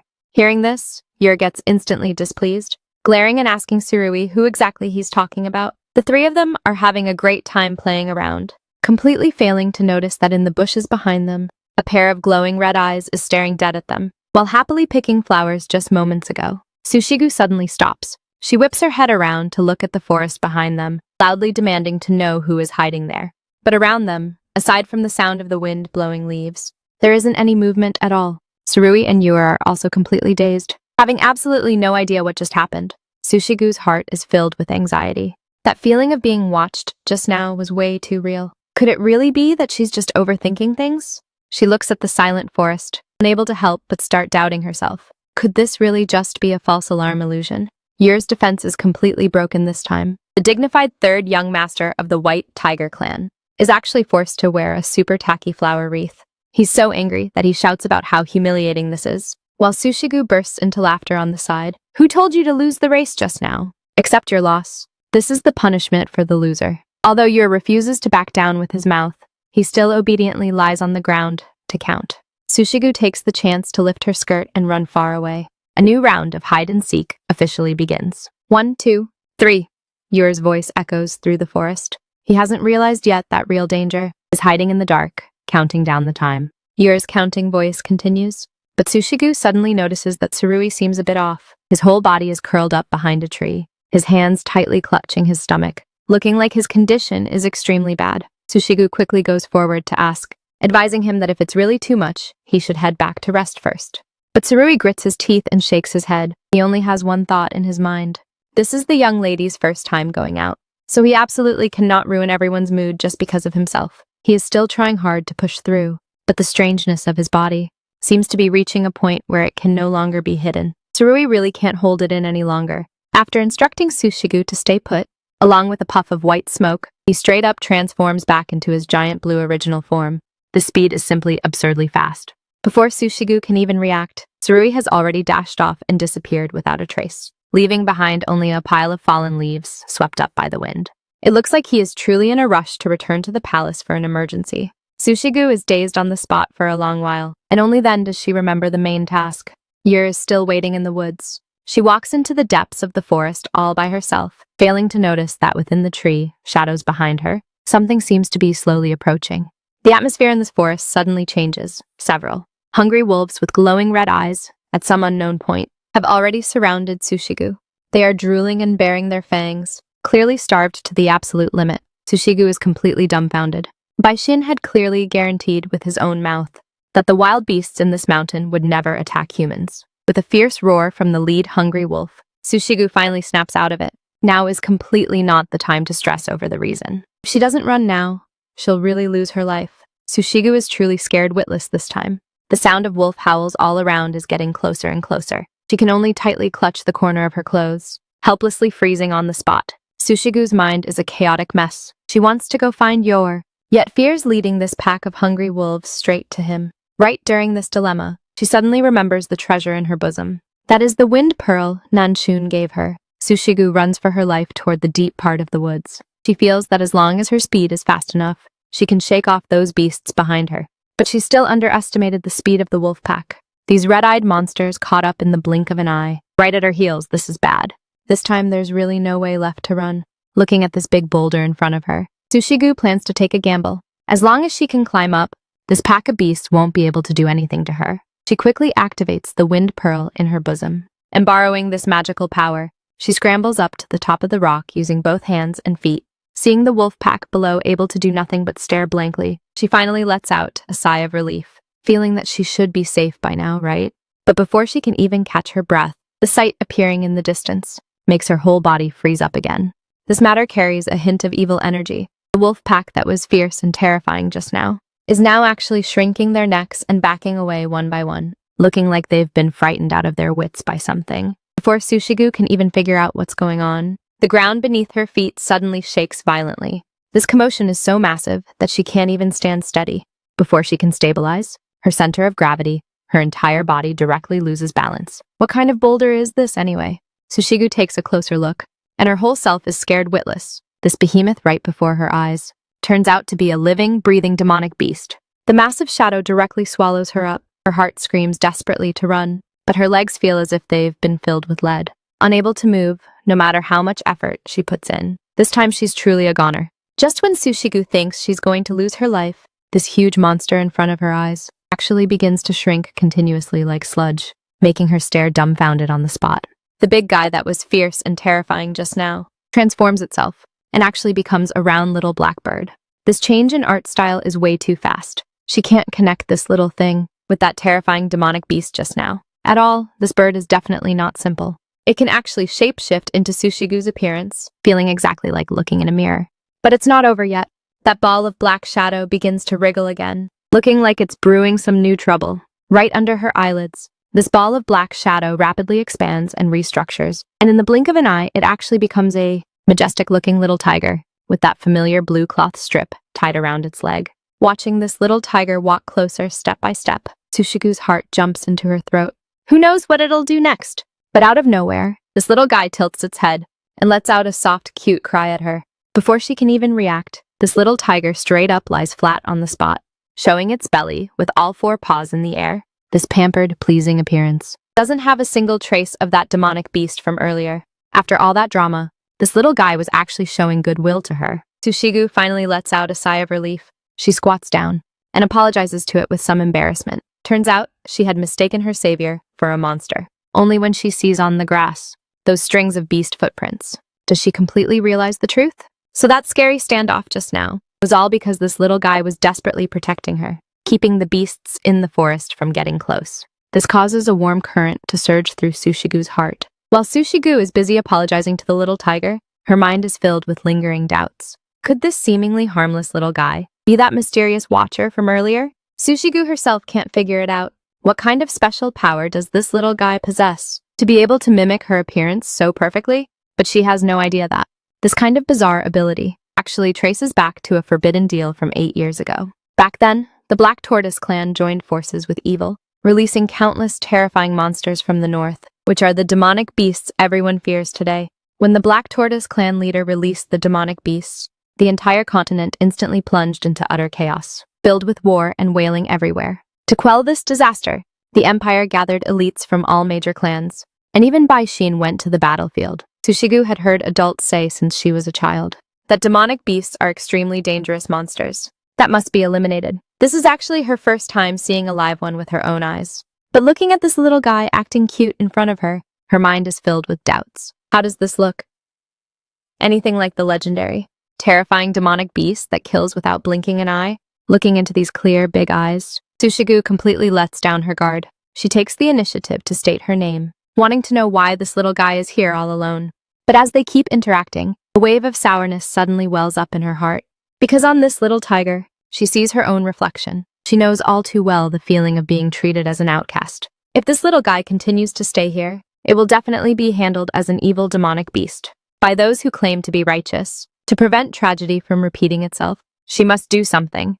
Who could have guessed that? This little tiger would actually show off a skill on the spot. On the ground, it crookedly writes down 2 characters, Rui Yu.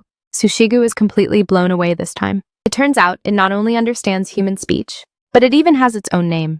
The two lonely little ones thus become best friends who can talk about absolutely anything.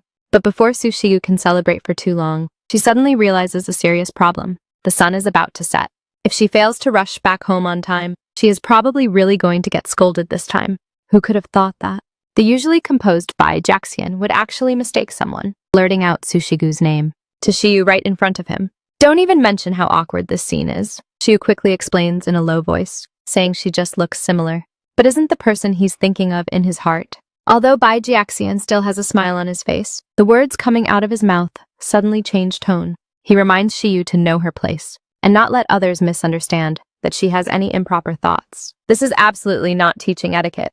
He is clearly warning her to stay far away from that room. Right now, Bai Jiaxian's heart is beating like a drum. Looking at the reflection in his teacup, he feels his words just now indeed hit the mark. Maybe he should have been a bit gentler with her. But just at this moment, he suddenly notices something isn't right. According to usual habits, that person should be around here right now. So why hasn't she been seen all day long? Bai Jiaxian abruptly stands up, the worst possible thought flashing through his mind. Oh no, could she have completely left the White Tiger Palace? Just because of those few words of mine? The attendant closely follows behind and asks, Young master, why are you suddenly in such a rush? Bai Jiaxian simply can't stop. I can't find her anywhere. Where on earth did she go? The attendant realizes, Are you looking for that little furball? Bai Jiaxian is incredibly anxious. Usually at this hour, she would have come out for a walk long ago, but as it turns out, she hasn't been seen for the entire day.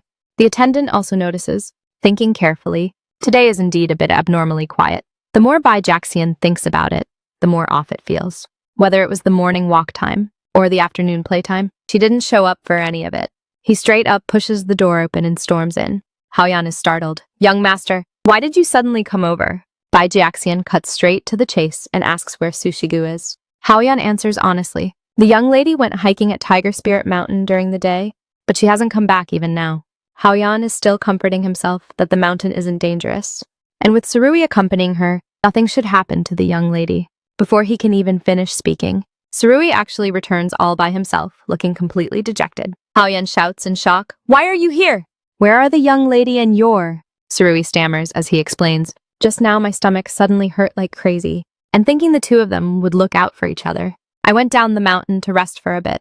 Hearing this, Bai Jiaxian completely blows his top. What? You actually left the two of them alone on the mountain? The attendant and Haoyan desperately chase from behind. Young master! Slow down, young master! The attendant is still advising on the side. I know you're worried about the little furball, but you're really being a bit too paranoid. Isn't that your... He seems to have finally come down the mountain. Haoyan takes a closer look, and his heart instantly sinks halfway. Why is he all by himself? Where did the young lady go? When Yuer sees Bai Jiaxian, the very first thing he says is actually, Brother, have you seen the little furball? Bai Jiaxian's entire body freezes up. Didn't you guys go up the mountain together? Why are you asking me instead? This time, things are a complete mess. The two people who were supposed to be together actually got separated on the mountain. Yuer speaks with a crying tone. Brother, what should I do? I think I lost the little furball. Turns out they were playing hide and seek at the time. After Yuer hid himself, he actually fell fast asleep in a daze. By the time he woke up, there was already no trace of Sushigu on the mountain. He thought Sushigu had already gone back first, which is why he came down the mountain alone. After Bai Jiaxian finishes listening, he shouts in extreme anger. You actually left her there all by herself? You absolute idiot! Yuer is scolded so badly he doesn't dare lift his head. But Bai Jiaxian simply can't stop. What's the use of crying right now? If something happens to her, it'll be too late for you to regret. Yuer is completely plunged into self-blame. It's all because of him, that the little furball's life or death is unknown right now. Jiaxian remains silent while Haoyan is still desperately comforting on the side. Young master, don't worry too much. The young lady will definitely be fine. The attendant also chimed in. The wild beasts in this mountain have always been gentle. Sushigu might just be lost. As long as we go look for her right now, we can definitely bring her back. But Bai Jiaxian knows in his heart that things are absolutely not that simple. As a member of the White Tiger lineage, he actually can't smell Sushigu's scent at all. This is way too abnormal. The mountain forest is completely clean, leaving behind not even a single trace. It looks like something is playing tricks, deliberately blocking his senses, because it doesn't want him to find Sushigu. While everyone is still hesitating, Bai Jiaxian can no longer wait. Accompanied by a burst of dazzling bright light, he actually reveals his original form directly. Haoyun and the attendant are both staring dumbfounded.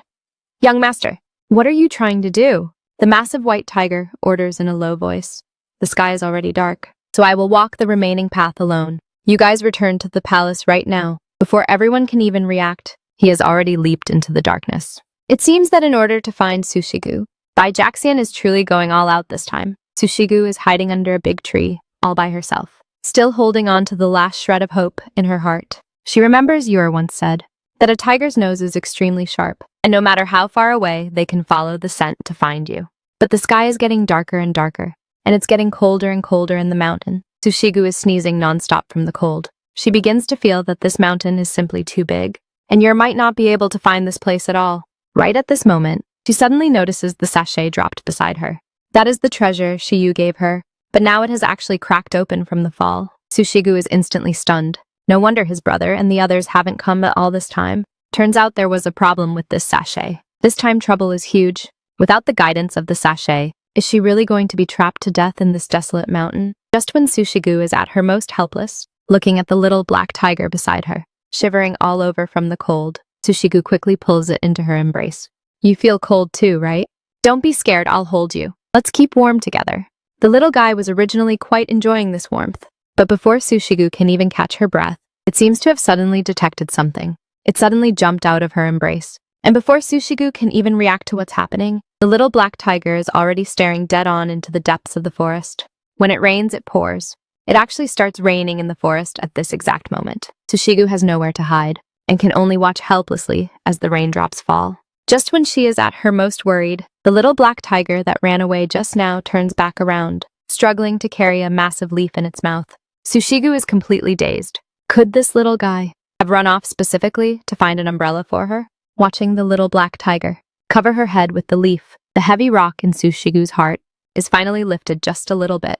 In this freezing, desolate mountain wilderness, this leaf is probably her only reliance right now. Watching the little black tiger drape the big leaf over her shoulders, Sushigu finally realizes the truth. Turns out this little guy was afraid she'd freeze, so it specifically ran off to bring back this cloak. She touches the leaf and asks softly, "Are you worried I'd be cold?" "Thank you." In this pitch-black forest, Sushigu lets out a smile for the first time. Looking at this tiny figure, right in front of her, she suddenly doesn't feel that scared anymore in her heart.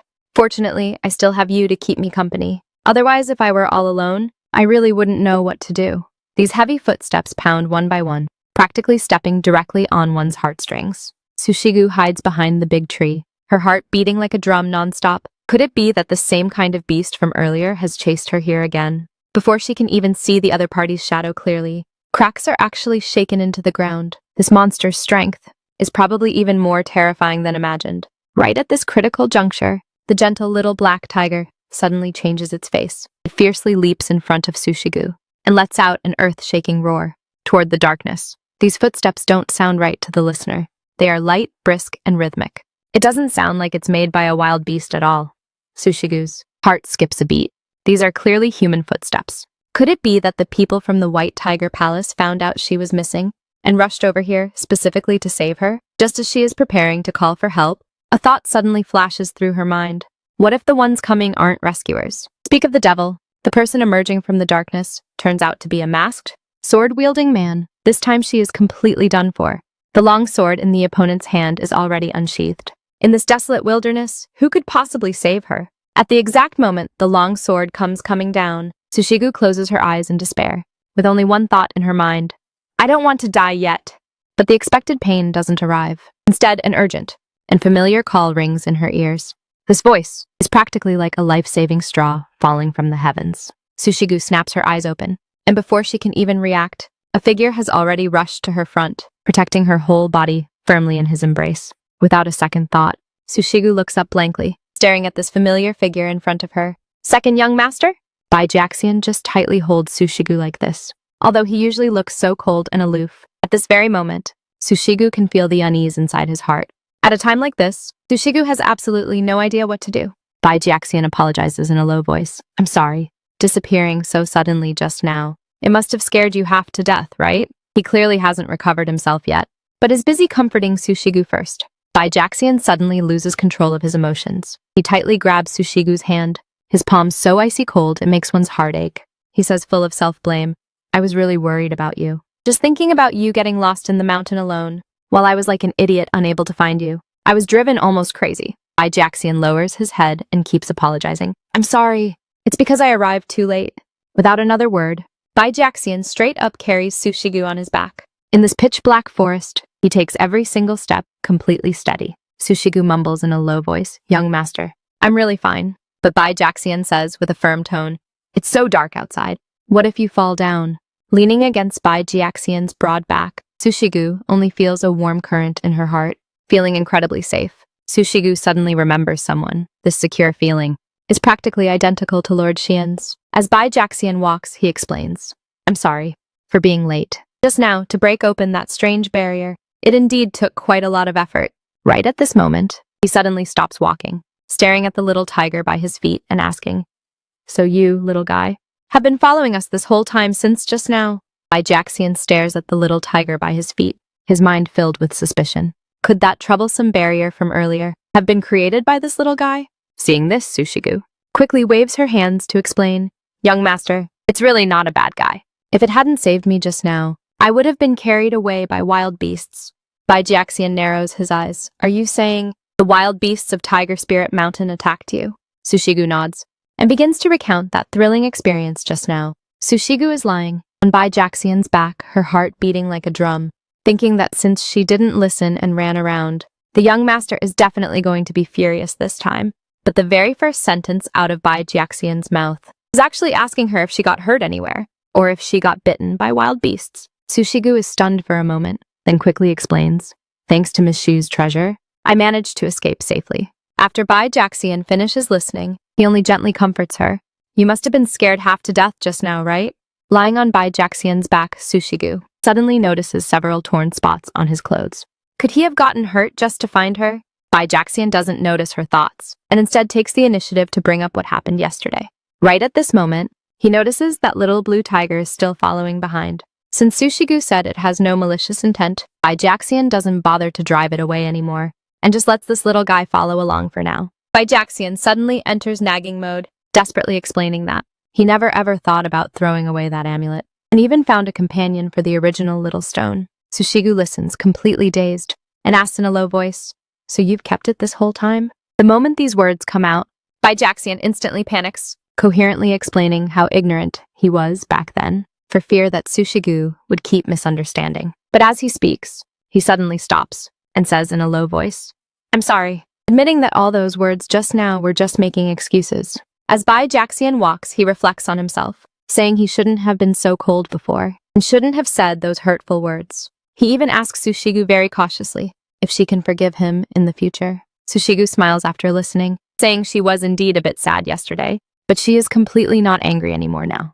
Because for the young master to rush over and save her like this, she only has gratitude in her heart. This thank you makes Jaxian completely freeze. Jaxian smiles and gives a promise, saying that from now on, as long as Sushigu needs him, he will run even faster than this time.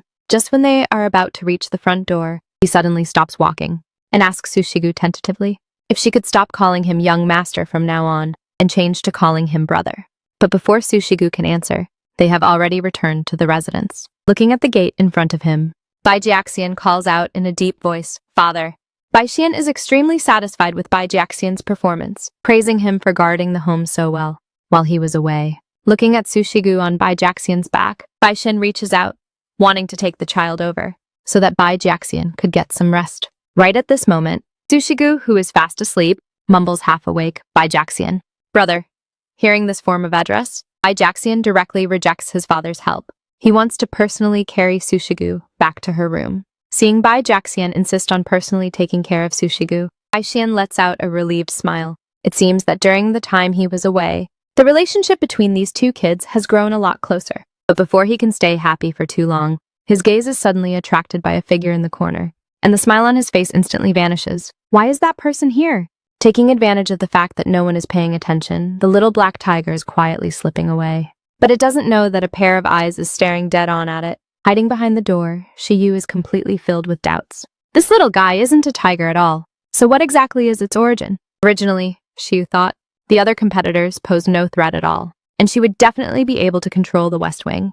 But Sushigu's appearance has made her feel an unprecedented crisis. Xiu could never have guessed that that seemingly useless fellow would actually become her biggest stumbling block. If the Lord really adopts that child, she's afraid the position she has been dreaming of will all go down the drain. Just when her mind is a complete mess, a voice suddenly comes from behind her.